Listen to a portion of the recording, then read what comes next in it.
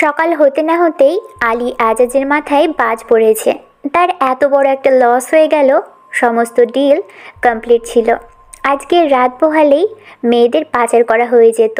দু একটা মেয়ে না, পুরো 200টা মেয়ে। এত বড় ধাক্কা আলী আজাজ কেন কোনোভাবেই নিতে পারছে না। আলী আজাজ ভালো করেই জানে এই কাজটা তীব্র ছাড়া আর কেউ করতে পারে না। রক্তচক্ষু নিয়ে চিৎকার চেঁচামেচি শুরু করে দিয়েছে আলী আজাজ। যতবার ঘর থেকে বের হয় মানুষটা ততবার আতঙ্ক নিয়ে থাকতে হয়। এত সময় এত টেনশন কোলাই, এই মৃত্যু মৃত্যু খেলা আমার আর ভালো লাগে না। আজ বাদে কাল বাবা হবে, তার কোনো হদিশই নেই। উপরওয়ালাকে কত ডাকি, সে কি আমায় একটু তাকে দেখতে পারে না? আমার লাগবে না এত টাকা, শুধু এতটুকু সুখ চাই, নিশ্চিন্তে ঘুমাতে চাই। শোনে না আমার কথা উপরওয়ালা। সকাল হতেই পলাশের স্ত্রী বকবক শুরু করে দিয়েছে। বিছানা গুছোচ্ছে আর একা একা বকবক করছে। এই তুমি কি থামবে? কি শুরু করলে? আমি কি বাসা থেকে বের হয়ে যাব? থামবো আমি? সেই দিনই থামবো সেদিন তুমি এই পেশা বাদ দিয়ে সৎ ভালো কিছু করবে। আমি কি টাকা মেরে খাচ্ছি? আরো মাথায় বাড়ি দিয়ে টাকা কামাই করছি? তো আমি যে টাকা করছি সেটা একদম হালাল। আর কি? হ্যাঁ কি? এত চেঁচানোর কি হলো? কি পাও না তুমি? কিসের এত অভাব যে সুখে নেই বলেছ? তোমার অভাব, তোমার সময় হবে। আরো কিছু জানতে চাও সুখী না হওয়ার কারণ? কেন? আমি কি তোমায় ছেড়ে অন্য মেয়ের কাছে যাই, নাকি রাত্রে ঘরে ফিরি না? কোনটা? পলাশ, আমি প্রেগনেন্ট। হ্যাঁ, তো কি হয়েছে? তুমি প্রেগনেন্ট বলি কি আমি কাজে যাব না? ঘরে বসে থাকবো? দুনিয়াতে কি আর কারো বাচ্চা হয় না? যাদের স্বামী বিদেশে থাকে তাদের হয় না? তোমার সাথে একটা যুক্তি দিয়ে আমি থাকতে পারবো না। সবার সাথে তোমার তুলনা। তুমি যে পেছাইছো সেটা আমার সমস্যা। পলাশ, আমার ভালো লাগে না যতবার তুমি ঘর থেকে বের হও ভেতরটা অজানায় ভয় চলে আসে। এইভাবে তুমি আমার ঘরে ফিরবে তো? যখন ফোন করি তুমি রিসিভ না করে আমার ভয় করে। কিছু হলো না তো তোমার? তোমায় ভালোবেসে সব কিছু তোমার কাছে এসেছে ছেড়ে একটু সুখে থাকতে, তোমার বুকে মাথা রেখে সারাটা জীবন কাটাতে। কিন্তু দেখো কি ছিল আমার ভাগ্যে। আবেগী স্বরে ডাক দিয়ে বউয়ের হাত ধরে টান দিয়ে কাছে এনে বলতে লাগলো, তোমার ভালোবাসা আমায় কখনো হারাতে দিবে না। তোমার তো আর অজানা নেই মিনির বিয়ের পর আমাদের কেমন দিন যাচ্ছিল। খেয়ে না খেয়ে কত কষ্টে দিন ছিল। সে সময় তিব্বু স্যারকে না পেলে আজকে আমরা এই জায়গায় থাকতাম না। ভালো খাচ্ছ, ভালো পড়ছ, এটা তিব্বু স্যারের জন্যই। কখনো আমাদের গায়ে আঁচ লাগতে দিবেন না। তিব্বু স্যার আমাদের ভাইয়ের মতো দেখেন, কখন আমাদের নকারে চোখে দেখেন না। নিশ্চিন্তিত থাকো, এর খেয়াল রাখো। আমাদের বাচ্চার ভবিষ্যৎ আছে, আমাদের বাচ্চার একটা ভবিষ্যৎ আছে। বাবা মা হয়ে আমাদের কত দায়িত্ব বলো তো? বলেই বউয়ের কপালে চুমু খেলো। আকাশটা মেঘলা মেঘলা, খানিকটা অন্ধকারে ছেয়ে এসেছে চারপাশ। সকালে ঘুম থেকে ওঠার পর থেকেই যেন কেমন লাগছে। মিশানের ফ্রেশ হয়ে কফি হাতে নিয়ে বারান্দায় আনমনে বসে আছে, আকাশপানে তাকিয়ে কিছু একটা ভাবছে। জেসি এসে মিশানের পিছনে দাঁড়িয়ে চিরুনি দিয়ে চুলগুলো আঁচড়ে দিচ্ছে। ম্যাম, আপনাকে একটা কথা জিজ্ঞাসা করব? বলো। আপনাকে কখনো এমনভাবে দেখিনি। দুদিন ধরে কেন জানি আপনার চেহারায় একটা চিন্তার ছাপ এসে গেছে।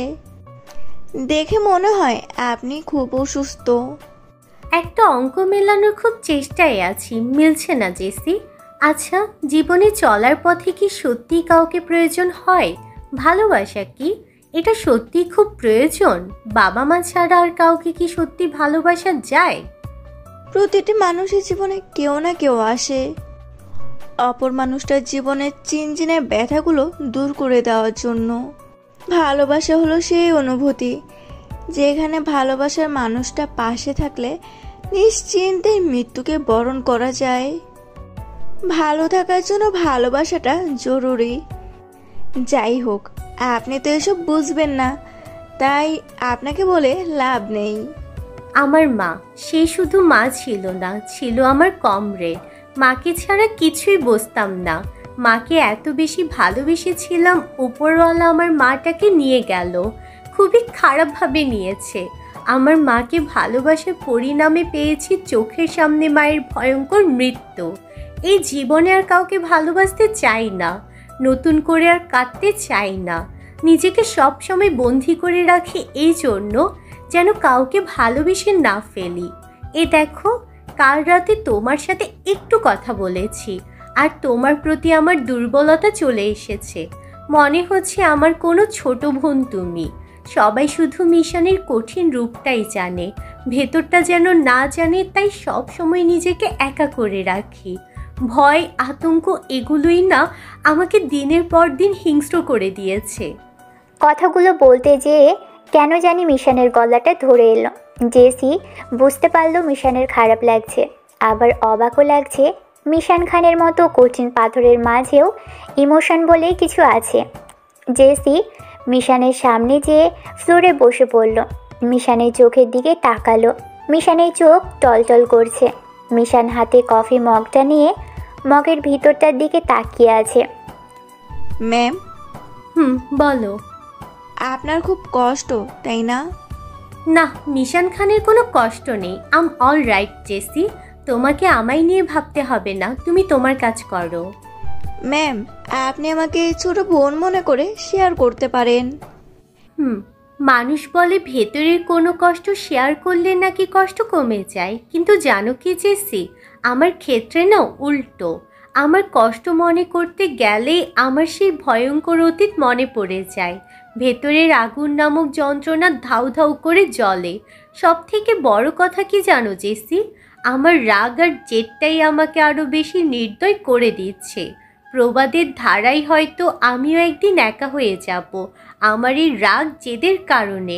তাই আগে থেকেই নিজেকে একা করে দিয়েছি, যেন ভবিষ্যতে কোনো একাকিত্বের অনুভব না হয়। ফরগেট ইট, অনেক সময় নষ্ট করে ফেলেছি। আমি অফিস যাব, এখন খাবার রেডি করো। বলেই মিশান উঠে চলে গেল রুমে। জেসির কেন জানি মিশানের জন্য খুব কষ্ট লাগছে। গত রাতে থেকেই মিশানের কথাবার্তাগুলো একদম অন্যরকম লাগছে। কথা শুনে মনে হচ্ছে না এটা সেই মিশান যাকে সবাই চেনে। আড়ালে আড়ালে অন্য রূপের মিশানে বাস করে। বেলা প্রায় 12টা বাজে। গাড়ি নিয়ে বেরিয়ে পড়ল মিশান অফিসের উদ্দেশ্যে। আজকে গাড়িটাও নিজেই ড্রাইভ করছে। মিশানদের বাড়িটা অক্সফোর্ড স্টেটে, অফিসটা টাওয়ার ব্রিজের থেকে আরও 10 মিনিট পথ। অফিসে যাওয়ার পথে মিশান টাওয়ার ব্রিজের সামনে থামলো। পর্যটকবহুল জায়গাটাতে আজ মানুষের আনাগোনা নেই বললেই চলে, গাড়িও নেই বললেই চলে। পরক্ষণে মনে পড়ল আজকে ল্যান্ডমার্কে স্ট্রাইক চলছে। বেশ গুমসাম লাগছে। ব্রিজের নিচে পানি টলমল করছে। গাঢ় সবুজ রঙের পানির উপর মৃদু বাতাস বইছে। গাড়ি থেকে বেরিয়ে মিশান একা একা দাঁড়িয়ে আছে। গাড়িটা কোনো মতেই মিশানের পিছু ছাড়ছে না। মিশান বলার পর খানিকটা দূরে গার্ড দাঁড়িয়ে আছে। এতে মিশানের যথেষ্ট বিরক্ত লাগছে। কালো প্যান্ট, কালো শার্ট পরা মেয়েটা কালো সানগ্লাস পরে দাঁড়িয়ে আছে। আলাদা কোনো সাজসজ্জা নেই। লম্বা চুলগুলো জুটি করা ছাড়া আর কোনোভাবেই রাখে না। অশান্ত হিংস্র মেয়েটা কত শান্ত মনে চুপচাপ দাঁড়িয়ে আছে। কখনো এক মনে আকাশের দিকে তাকিয়ে থাকে, তো আবার কখনো পানির উপর তাকিয়ে থাকে। অনেক বেলা হয়েছে, চোখ থেকে ঘুম ছুটছেই না। এরই মধ্যে তীব্র অনুভব করলো মুখের উপরে কেমন ঠান্ডা ফিল হচ্ছে, অনেকটা ঠান্ডা ফ্রিজের পানির মতো। কিছুক্ষণ পর চোখের উপর ঠান্ডা পানি সেই অনুভব করলো। অনিচ্ছাকৃতভাবে চোখ খুলে তীব্র ছিটকে যায়। মুখ বরাবর ইফতি তীব্রের দিকে তাকিয়ে আছে। এক গ্লাস পানি নিয়ে গ্লাসটার দিকে তাকাতেই দেখলো গ্লাসের গায়ে বিন্দু বিন্দু জলকণা। তীব্রর বুঝতে দেরি হলো না ইফতি এতক্ষণ ধরে ঠান্ডা পানি ওর মুখে দিচ্ছিল। কি করলে এটা? দিলে তো শান্তির ঘুমটা নষ্ট করে। বিচার করতে এসেছি, রসের আলাপ করতে আসেনি। তীব্রর সামনে বসতে বসতে কি বলবে বলো। এতদিন তোমাকে ফোন দিলাম, রিসিভ করলে না কেন? ইচ্ছে করেনি তাই। ইচ্ছে করেনি মানে? তুমি আমার ফোন রিসিভ না করে থাকতে পারলে? ফাও পাচাল পাড়ার টাইম নেই। নাক ফুলিয়ে অভিমানী স্বরে। এরে আমার ভাই, আমার উপর রাগ করেছো, জানতে পারি রাগের কারণ? মিশন সফটওয়্যার ইঞ্জিনিয়ার পরে কম্পিউটার সায়েন্স করেছে, পিএইচডি করেছে। এটা অবধি ঠিক ছিল। মিশন অনেক ভালো শান্তশিষ্ট ইনোসেন্ট মেয়ে। এরকম মিথ্যাটা আমার সাথে কেন বললে তুমি? She is the top mafia king in London. Her nick name mafia queen. এটা কেন বলনি আমাকে তুমি? তুমি জানো না আমার কেমন মেয়ে পছন্দ? শুনো হে বৎস, যে যেরকম উপরওয়ালা তার ভাগ্যে ঠিক সেই রকম কাউকে পাঠাই। এটা কোরআন ও হাদিসের কথা, তুমি চাইলেও অস্বীকার করতে পারবে না, বুঝেছো? আরে রাখো তোমার বক্তৃতা, বিয়ে করব না আমি, একা থাকবো। কেন কেন কেন? মিশানকে বিয়ে করতে পারবে না বলে? ইফতি, তোমার কি মনে হচ্ছে না তুমি আমার সাথে বাড়াবাড়ি করছো? মোটেই না, আমি যা সত্যি তাই বলেছি। আর একটা কথা, ফুফি বলেছে তুমি বিয়ে না করে অবধি ফুফি আমাদের বাড়িতে থাকবে, তোমার বাড়িতে আসবে না, সেটা জান্নাতে এসেছিলাম। ও তাই বুঝি। তা সেটা কি মা কি তোমাকে স্বপ্নে বলেছে? স্বপ্নে বলতে হবে কেন? ফুফি কথা বলতে না পারলেও ফুফির চোখের ভাষা আমি স্পষ্ট বলতে পারি। আর আমি ফুফিকে বলেছি তোমার ছেলে যাকে বিয়ে করবে সেও তোমার ছেলের মতো। ফুফি কি বললো জানো? ফুফি বললো একটা হলেই হলো, তবুও ওকে বিয়ে করতে বল, মরার আগে ছেলের বউরা দেখে যাই। তোমার আজগুবি পেঁচাল শেষ হলে তুমি আমার বাড়ির থেকে বিদায় হও। তোমাকে দেখলে আমার রাগ হচ্ছে। এই কেন কেন? কেন মানে? তুমি জানো না? এত বড় মিথ্যা কথা বলছো তুমি আমার সাথে। ভাগ্যিস সেদিন আমি মিশনকে প্রপোজ করিনি, তাহলে তো আমি আমার নিজের পায়ে কুড়াল মারতাম। করনি তো কি হয়েছে, করবে। তুমি সব জেনে রাখছো? অবশ্যই। যেখানে আমার ভাই কোনো মেয়েকে পছন্দ করে না, মেয়েদের দিকে ফিরে তাকায় না, সেখানে প্রথম দেখায় একটা মেয়েকে ভালোবেসে ফেলেছে, তাকে কি করে ভুলতে পারবে? তোমার অফিস নেই? আছে কেন? অফিসে যাও, লেট হয়ে যাচ্ছে তোমার। বুঝেছি, আমাকে দাঁড়িয়ে দিয়ে মিশনের কথা ভাববে তাই না? তীব্র একটা বড় নিঃশ্বাস ফেলল। ইফতি চোখের দিকে তাকিয়ে বলল, একটা জিনিস খেয়াল করছো? কি? বিয়ের দিন থেকে তুমি খুব বাচাল হয়ে গেছো। আগের মুখটা এমন ছিল না। বাচাল টাইপের মানুষ আমার একদম পছন্দ না। কথাগুলো বলতে বলতেই তীব্রর ফোনে কল এলো। হাতে নিয়ে দেখে মিশান কল করেছে। তীব্র ফোনের দিকে তাকাচ্ছে একবার, ইফতির দিকে তাকাচ্ছে একবার। কে ফোন করেছে? মিশান। রিসিভ করো, রিসিভ করো, কেটে যাবে তো। মিশান একবারে বেশি কাউকে কল দেয় না। কথাটা শুনে তীব্র সাথে সাথে রিসিভ করলো। হ্যালো। কি অবস্থা মিস্টার তীব্র? এই তো আছি, তুমি? আমিও, উপরওয়ালা যেরকম রেখেছে। কোনো দরকারে কল করেছিলে? না এমনি। আপনার হাতের কি অবস্থা এখন? তীব্রর মনেই ছিল না ওর হাত কাটা। মিশানের কথা শুনে মনে পড়তেই হাতের দিকে তাকালো। হ্যাঁ ভালো, ড্রেসিং করতে হবে হাতটাতে। হ্যাঁ করে ফেলুন, লেট হয়ে গেলে সেফটি হয়ে যাবে। কি করছো? দাঁড়িয়ে আছি। কোথায়? রাস্তায়। ও, কাউকে মারার জন্য দাঁড়িয়ে আছো নাকি? না এমনি, ভালো লাগছিল দাঁড়িয়ে থাকতে। স্ট্রাইক চলছে আজকে ল্যান্ডমার্কে, মানুষজন নেই, জায়গাটা বেশ শুনশান, তাই আর কি। একা থাকতে ভালোই লাগে খুব, তাই না? খুব। এভাবেই টুকটাক কথা তীব্র মিশান বলেই যাচ্ছে। আর তীব্রের সামনে ইফতি বসে বসে তীব্রর দিকে হাঁ করে তাকিয়ে আছে। ইফতি যে তীব্রর সামনে বসে আছে তীব্রর খেয়ালই নেই। ঘণ্টাখানিক হয়ে আছে তীব্র কথা বলতেই ইফতি তীব্র বিছানায় শুয়ে পড়েছে।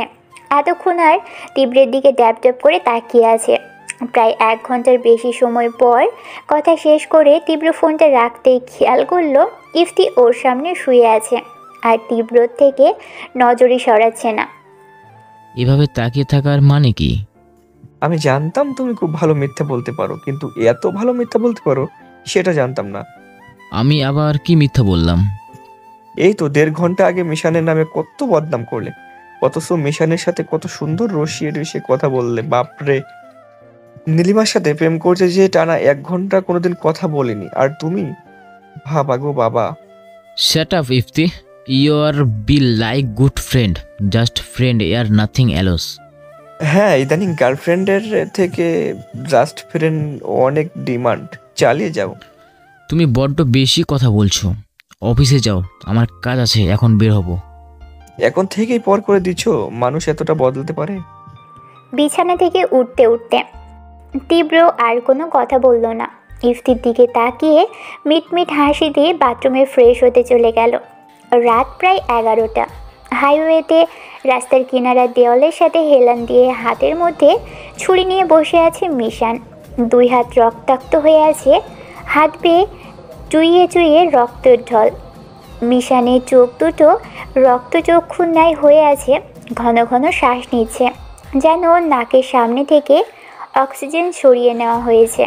আর সামনে পড়ে আছে এক যুবকের আহত শরীর, যার রক্তের বন্যা বয়ে গেছে রাস্তার মাঝ বরাবর। বেঁচে ওঠার জন্য কাতরাচ্ছে দেহটা, প্রাণ বুঝি যাই যাই। আজকে কাউকে মারার নিয়ত করে ঘর থেকে বের হইনি। ঘর থেকে বের হওয়ার আগে নিয়ত করেছিলাম আজ যত যাই হোক কাউকে মারবো না।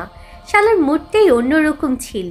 কিন্তু মিশানের ভাগ্য, ঘুরে ফিরে কেন মরার জন্য তোরা আমার হাতটাই বেছে নিস বলতো? না, তোরা শুধরাবি না, না আমায় ভালো হতে দিবি। মিশানের ডিকশনারিতে ওয়ার্নিং বলে শব্দ নেই, তবুও কেন তুই ভুল করলি? শালা নেশা করে উল্টোপাল্টা গাড়ি চালাচ্ছিস তুই, আর গালি দিচ্ছিস তুই আমার মাকে। তোর সাহস হলো কি করে আমার মাকে গালি দেওয়ার? এতক্ষণে শরীরটাতে প্রাণ নেই। গার্ডওয়াল লাশটাকে নিয়ে প্যাকেট করে দূরে নদীতে ভাসিয়ে দিল। মিশান রক্তাক্ত হাত নিয়েই বাড়ি চলে গেল। বাড়ি ফিরে দেখে মিশানের বাবা ড্রয়িং রুমে বসে আছে। মিশানের অপেক্ষায় ছিল।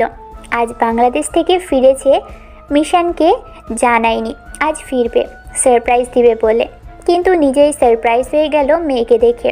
কেমন যেন ছন্নছাড়া ভাব নিয়ে মিশান ঘরে ঢুকছে। হাতের মধ্যে তাজা রক্ত লেগে আছে। এতক্ষণে রক্তগুলো জমাট বেঁধে হাতের সাথে আষ্টে পৃষ্ঠে লেগে আছে। মিশানের বাবা মেয়েকে দেখে হতাশার শ্বাস ফেলল। মিশান কোনো কথা না বলে রুমে চলে গেল। এদিকে মিশানের বাবা কেন জানি চিন্তায় পড়ে গেল। মিশানের রাগটা অতিরিক্ত। মিশানের সব কিছুর সমাধান ঝামেলাটাকে পৃথিবী থেকে উড়িয়ে দেওয়া। এভাবে আর কতদিন চলবে? মিশান ফ্রেশ হয়ে সোফায় বসে আছে রুমের মধ্যে। ভেজা চুলগুলো আলগা দিয়ে বসে আছে। চুলগুলো মুছেও নি, টপ টপ করে পানি পড়ছে চুল থেকে। জেসি এসে মিশানের হাতে কফি মগ দিয়ে টাওয়াল নিয়ে আলতো হাতে মিশানের চুলগুলো মুছে দিচ্ছে। এরই মধ্যে মিশানের বাবা এলো মিশানের রুমে এসেই জেসিকে ইশারা করলো চলে যেতে। জেসি চলে গেল রুম থেকে। মিশানের বাবা মিশানের পাশে বসলো। মাফিয়ার পেশার হাত ধরে আমার জীবন চলা, এত এত নাম ডাক কামিয়েছি মাফিয়াগিরি করেই, কিন্তু আমার পুরো জীবনে এত মার্ডার করিনি যতগুলো মার্ডার তুমি এক বছরে করো। খানিকটা ক্ষোভ নিয়ে বলল, আমি কখনো নিষ্পাপ কাউকে মারি না ড্যাড। আমি সে কথা বলিনি মিশান। অনেক সময় কিছু পাপীকেও রেখে দিতে হয় কিছু প্রশ্নের উত্তর জানার জন্য। সব কিছুর সমাধান কোনোভাবেই মার্ডার হতেই পারে না। তুমি রাগটা কন্ট্রোল করো। পেয়েছো উত্তর? কিসের উত্তর? তুমিই তো বুঝালে ড্যাড। তুমি মার্ডার প্রয়োজন ছাড়া করো না, কিছু উত্তরের জন্য রেখে দাও কিছু পাপীদের। তাহলে পেয়েছো আমার মায়ের খুনিকে? এই প্রশ্নের উত্তর পেয়েছো কেন আমার মাকে এভাবে মরতে হলো? আজ অবধি পাওনি ড্যাড। গত 10 বছর ধরে আমি মিশান এই একটা প্রশ্নের উত্তর খোঁজে খোঁজে মরছি। শান্তির ঘুমটাকে বিদায় দিয়েছি শুধু একটা প্রশ্নের জন্য ড্যাড, যে প্রশ্নটার মধ্যে লুকিয়ে আছে হাজারো উত্তর। আমি শুধু সেই মানুষটাকে জীবিত সামনে চাই, আর বাকি সব চুলোয় যাক। I don't care dad, I just don't care. Mishan, cool down বাবা, মাথা ঠান্ডা করো। মাথা গরম করে কোনো উত্তর পাওয়া যায় না। মাথা গরমের জন্য হয়তো দেখবে শিকার তোমার হাত থেকে ফসকে যাচ্ছে। আমি খুঁজছি না তাকে, খুঁজছি আমিও তাকে। কোনো দরকার নেই ড্যাড, কারো খুঁজতে হবে না, আমি পারবো। অ্যান্ড ওয়ান মোর থিং, খুব তাড়াতাড়ি আমি তাকে পেতে যাচ্ছি। আজ কেন মারলে? মাকে তুলে গালি দিয়েছিল তাই। তাকে সর্বোচ্চ 2টা চড় মারা যেত, তাই বলে একদম মেরে দিলে? মিশান, তোমার কি মনে হয় না তোমার মাথার ব্রেনটা ইদানিং ব্রেক ফেল করেছে? কিছুদিন পর তো ফরগেট ইট, যা হচ্ছে করো। বলেই চলে গেল রায়হান সাহেব। মেয়ের উপর আজ কেন জানি রাগ হচ্ছে খুব। মিশান দিন দিন মানসিকভাবে বিপর্যস্ত হয়ে পড়ছে। ওর অনেকটা রিফ্রেশমেন্টের দরকার, কিন্তু কিভাবে মিশানকে বোঝাবে? রায়হান খান অনেকটা চিন্তিত হয়ে পড়ল। কি করা যায় মিশানের অল্পতেই ভয়ঙ্কর রূপ নেবার থেকে পরিত্রাণ দেওয়ার? মিশান যতই মাফিয়া রাজ্যে নাম করা হোক, মিশানকে কেউ টপকাতে পারবে না। মিশানের বাবা ভালো করেই জানে, কিন্তু মিশানের জন্য কারণে অকারণে মানুষের প্রাণ যাচ্ছে। মার্ডার করবে করুক, কিন্তু সেটা পরিস্থিতি বুঝে। কিন্তু মিশান। রফিক, জি স্যার। মিশনটাকে নিয়ে কি করা যায় বলো তো? ডিপ্রেশনে মেয়েটা শেষ হয়ে যাচ্ছে। এইভাবে চললে তো একটা সাইকো হয়ে যাবে। জি স্যার, আমিও ভাবছি। মাফিয়া রাজ্যের পাড়া দিয়েছিলাম পাওয়ার, মানি, ডাকনাম এইসবের জন্য, কিন্তু মিশন কি করছে? শুধু মার্ডার আর মার্ডার। এভাবে আর কতদিন চলবে? যতদিন যাচ্ছে মায়ের খুনিকে খুঁজে না পেয়ে মেয়েটা তত হিংস্র হয়ে যাচ্ছে। ডিপ্রেশন থেকে মেয়েটা এমন হয়ে গেছে, ওর একটা রিফ্রেশমেন্টের দরকার। তাহলে মিশন মামুনি কিছুটা স্থিতিশীল অবস্থায় আসতে পারবে। যদি এমনটা হতো রফিক, কি ওই যে সিনেমার মধ্যে হয় না, ধরো মিশনকে বদলে দেওয়ার জন্য ওর জীবনে কেউ আসতো, মিশনের সব ডিপ্রেশন দূর করে দিত। ভালোবাসা নামক ভুলে যাওয়া শব্দটা মিশন আবার অনুভব করত। সেরকম কেউ আসবে কি না জানি না, তবে একটা কাজ করা যেতে পারে। কি? মিশন আপনার কথা যেমন শুনে না, তেমনি নীলিমা মামুনির কথাও ফেলতে পারে না।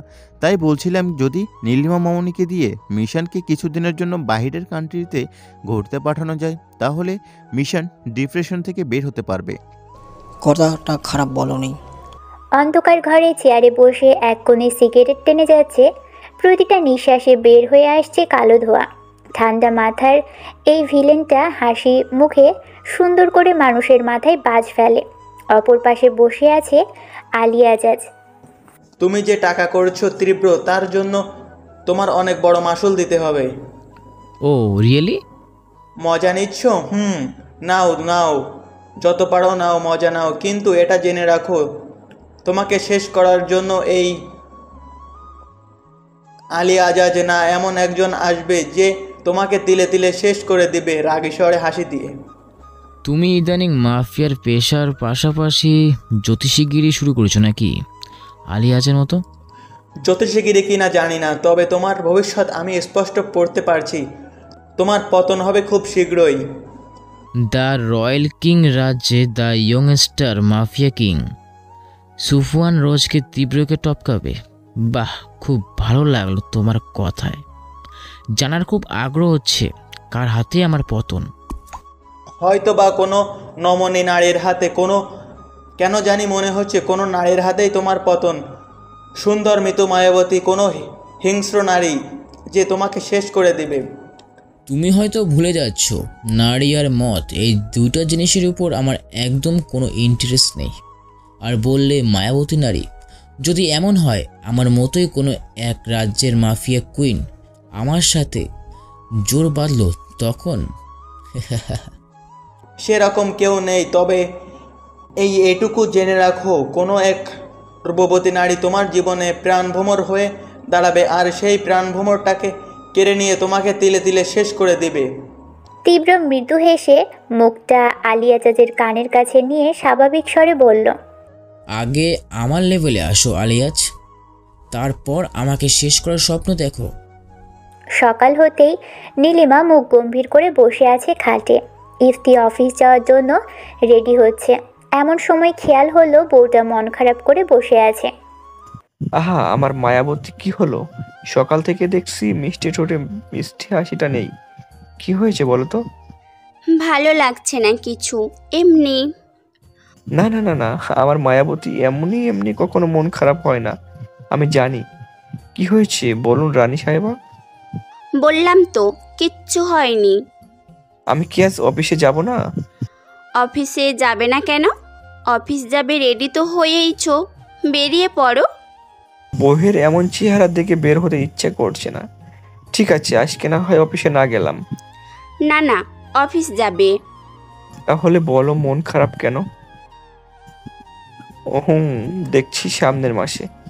সামনের মাস তো অনেক দেরি। এই মাসে কি করে যাই বলো তো? 2 দিন আগে বিয়ে করলাম, বিয়ের চাপে কতদিন অফিস যায়নি।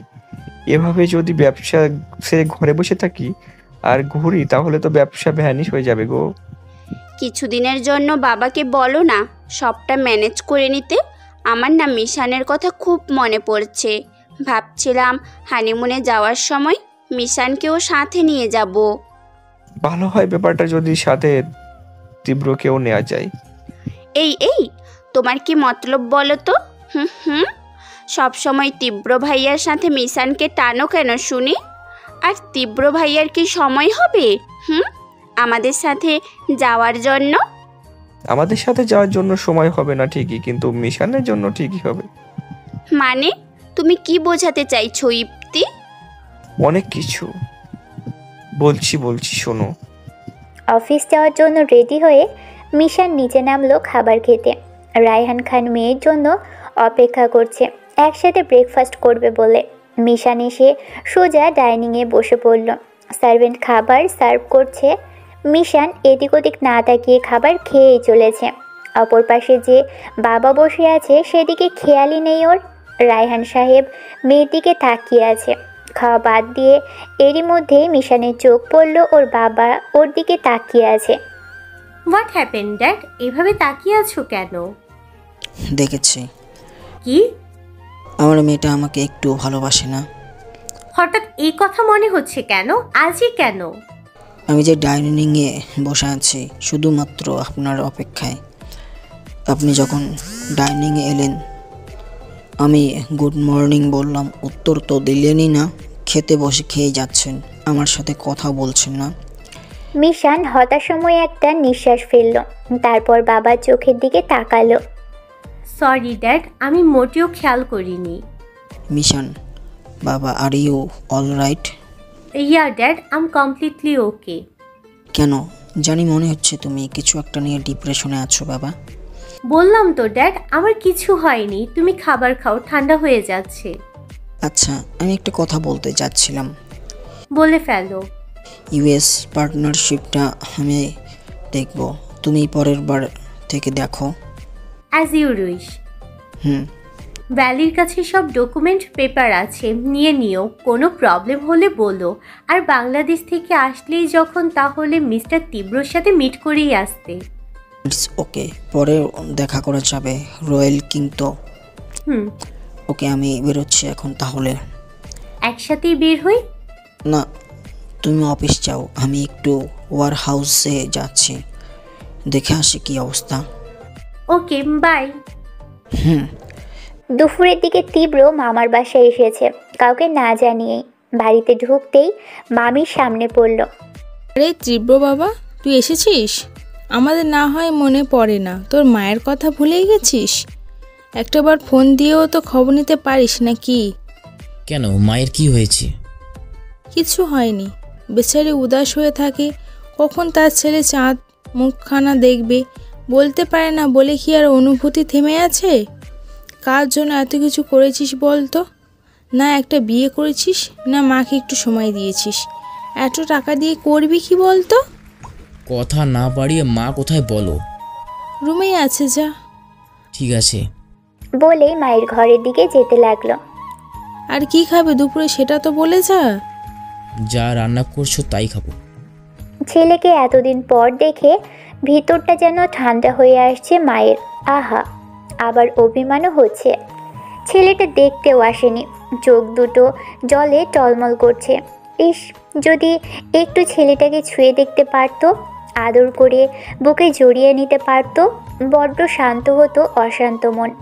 এমন রাজপুত্রের মতো ছেলেটা দেখতে, যার উপর অভিমান করে থাকাও যেন পাপ।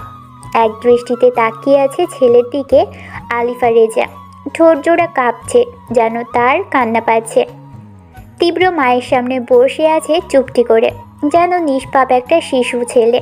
মায়ের অনুভূতিটা বুঝে মা ভালো নেই তার ছেলেকে না দেখে, তাই তীব্র মায়ের দিকে মায়াবী দৃষ্টিতে তাকিয়ে আছে, যেন মায়ের মান ভাঙে। চোখে চোখে মা ছেলের কত শত কথা হচ্ছে।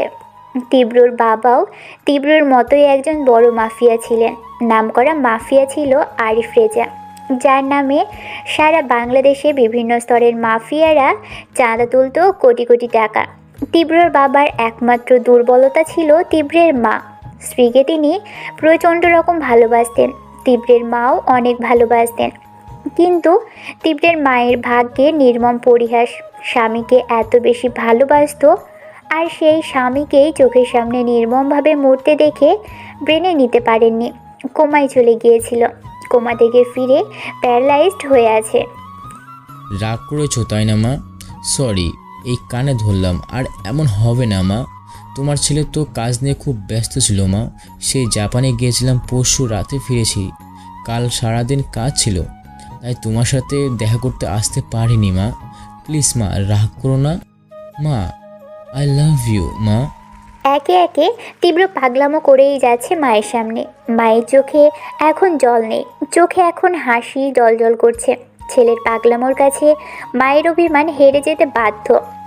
মা ছেলের কথার মধ্যে ঢুকে গেলাম। আরে নীলিমা, আসো।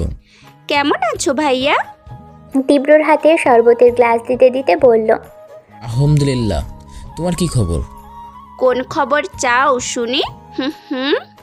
সবগুলোই বলো শুনি। ওহো, সব খবরই ভালো। তাহলে তো ভালোই। নতুন শ্বশুর বাড়ি কেমন লাগছে? হ্যাঁ, এমনিতে ভালো, কিন্তু একটা ননদ বা যা থাকলে আরও ভালো হতো। শাশুড়ি মা আর সার্ভেন্ট ছাড়া তো এত বড় বাড়িতে কেউ নেই। বড্ড ফাঁকা ফাঁকা লাগে গো, সময় কাটে না। একটা যা বা ননদ থাকলে সারাদিন ঝগড়া করে কাটিয়ে দিতাম। বিন্দাস লাইফ। কি আর করার, নেই যখন। তবে একটা কাজ করা যায় নীলিমা। কি কাজ? ইফতিকে তাহলে আর একটা বিয়ে করিয়ে দেই। সতীন নিয়ে সংসার সারাদিন কেন, চাইলে সারা দিন রাত 24 ঘন্টা ঝগড়া করতে পারবে। বিন্দাস লাইফ। ব্যাপারটা ভেবে দেখতে হবে, তোমার কথাটা ফেলে দেওয়ার মতো না। বলেই নীলিমা হেসে দিল। তীব্র নীলিমার দিকে তাকিয়ে আছে একটু অন্যরকম নজরে। খারাপ নজরে না ঠিক, নীলিমার মধ্যে কিছু একটা পর্যবেক্ষণ করছে। নীলিমা খেয়াল করলো ব্যাপারটা। কিছু বলতে যাবে নীলিমা, তার আগেই তীব্র বলে উঠল, নীলিমা। হ্যাঁ ভাইয়া। তোমার মধ্যে একটা জিনিস খেয়াল করলাম। তোমার হাসিটা অনেকটা মিশানের মতো, প্রায় সেম ক্যাটাগরিতেই। তোমার হাসির ধরন, ইভেন্ট, হাসির সাউন্ডটাও সেম। বুঝতে হবে তো, আমার বোন ও। বাই দা ওয়ে ভাইয়া, তুমি এই দুদিনে মিশানের হাসিও দেখে ফেলেছো? সাপে বর। কেন? ওর সামনে পৃথিবীর বিখ্যাত জোকস বললেও ওর মধ্যে কোনো ফিলিংসই কাজ করে না। হাসবে তো দূরে থাক। হ্যাঁ, মাঝে মাঝে ও ডেভিল স্মাইল দেয়, কিন্তু ওর ঠোঁটে মিষ্টি হাসি খুব অভাব। কিন্তু কেন? কান্না হাসি দুটো জিনিসই মিশানের কাছে দুর্লভ ব্যাপার। বুঝলাম, কিন্তু ও আমার সাথে ম্যাক্সিমাম টাইমটাই হেসে কথা বলেছে। না দেখলে তো আমি বললাম কিভাবে? এত মিল হয়েছে তোমাদের? চোখ বড় বড় করে অবাক চোখে তীব্রের দিকে তাকিয়ে। ভালো মিল? হ্যাঁ, হতে পারে। দুজনেই তো একই জলের মাছ। তাহলে আমার বোনকে তোমার নামে লিখেই দেওয়া যায়, কি বলো? হুম। তোমার কথা ঠিক বুঝলাম না। অনেকটা ইফতির কথার ধরনের মতো লাগছে। তুমি সরো তো, আমি একটু ফুপিমার সামনে বসবো। বলে নীলিমা উঠে তীব্রের মায়ের সামনে গিয়ে বসলো। তীব্রর মায়ের চোখের দিকে তাকিয়ে বলতে লাগলো, জানো ফুপিমা, তীব্র ভাইয়া একটা মেয়েকে পছন্দ করে, আর সেই মেয়েটা তোমার ছেলে যেমন মাফিয়া কিং, সেও তেমন মাফিয়া কুইন, কিন্তু দেখতে ভারী মিষ্টি মেয়ে, আমার থেকেও অনেক মিষ্টি। তোমার ছেলে যেমন তাল গাছের মতো লম্বা, সেই মেয়েটাও তেমন সুপারি গাছের মতো লম্বা। আচ্ছা, তোমার কি কোনো আপত্তি আছে তীব্র ভাইয়ার সাথে যদি তার বিয়ে দেই? নীলিমার কথা শুনে তীব্রর মা যেন হাসার চেষ্টা করছে নীলিমার দিকে তাকিয়ে, যেন তার চোখে মুখে আনন্দের ছাপ স্পষ্ট দেখা যাচ্ছে। কি পাগলামো শুরু করলে বলো তো নীলিমা? ইফতির ভূত তোমার মাথায়ও চেপেছে। মাকে এইসব বলে কি হবে? মা কষ্ট পাবে আরও। আমি কোনো বিয়ে টিয়ে আরে ভাইয়া, তুমি থামো। ফুপিমার দিকে তাকাও, দেখো ফুপিমা হাসছে। তার সাই আছে এই ব্যাপারে, সেও চায় তুমি বিয়ে করো। তুমি না ফুপিমাকে এত এত ভালোবাসো, তাহলে তার জন্য এইটুকু করতে পারবে না বলো? তোমাকে আমি যথেষ্ট সুস্থ মস্তিষ্কের মানুষ ভেবেছিলাম। এখন দেখছি তুমি আর ইফতি একই নদীর মাছ। হ্যাঁ, তাই তো হবে, যে যেরকম তার কপালে ঠিক সে রকমই জুটে। আর ইপ্তি আমায় বলেছে তুমি মিশানকে প্রচণ্ড রকম ভালোবেসে ফেলেছো, এখন কথা লুকিয়ে লাভ নেই। বলেই নীলিমার রুম থেকে চলে গেল। এরই মধ্যে তীব্রর ফোনে কল এলো। ফোনটা রিসিভ করতেই তীব্র বেরিয়ে গেল বাড়ি থেকে। এদিকে তীব্রর মামি সে পিছন পিছন ছুটছে। তীব্র এসেছে বলে সে তীব্রর পছন্দের রান্না করছে। তীব্র বলল রাতে খাবে, এখন কাজ আছে। মামা বাড়ি এসে তীব্র অনেকটা বাচ্চাদের মতো করে। একমাত্র মামা বাড়ি আসার সময় সাথে কোনো গার্ড, কেয়ারটেকার, ড্রাইভার কিছুই রাখে না। একদম একা আসে মামা বাড়ি। মামা বাড়ি আসলেই তীব্র একজন সাধারণ মানুষ হয়ে যায়। পুরো পৃথিবীর কাছে তীব্র মাফিয়া কিং হলেও এই জায়গাটাই মামা মামির আদরের অতি ভদ্র একমাত্র ভাগ্নে। কাজে কাজে নিয়ম মাফিক চলে যাচ্ছে মিশান তীব্রর জীবনের প্রতিদিনের নিয়মে। শুধু দুজনের পরিবর্তন এসেছে একটা জায়গায়। প্রায় রুটিন করেই বলা যায় রোজ মিশানের সাথে তীব্রের কথা হয়। রোজ দুজনকে মিস করা, কথা বলা, এরকম কেন হয় ওরা জানে না। এতদিনে তীব্র মিশান অনেকটাই ভালো বন্ধু হয়েছে বটে, কিন্তু ওদের মাঝে যে অজানা অনুভূতি বিস্তার করছে সেটা কেউ বুঝতে পারছে না। এদিকে পার্টনারশিপ বিজনেসের ব্যাপারে মিশানের বাবা বাংলাদেশে এসেছে তীব্রের সাথে দেখা করতে। তীব্রর অফিসে নয়, তীব্রের বাড়িতে ক্লায়েন্ট মিটিং রুমে বসে আছে তীব্র আর মিশানের বাবা রায়হান খান। আপনি কষ্ট করে আসতে গেলেন কেন আঙ্কেল? আমাকে বললে আমি যেতাম আপনার কাছে।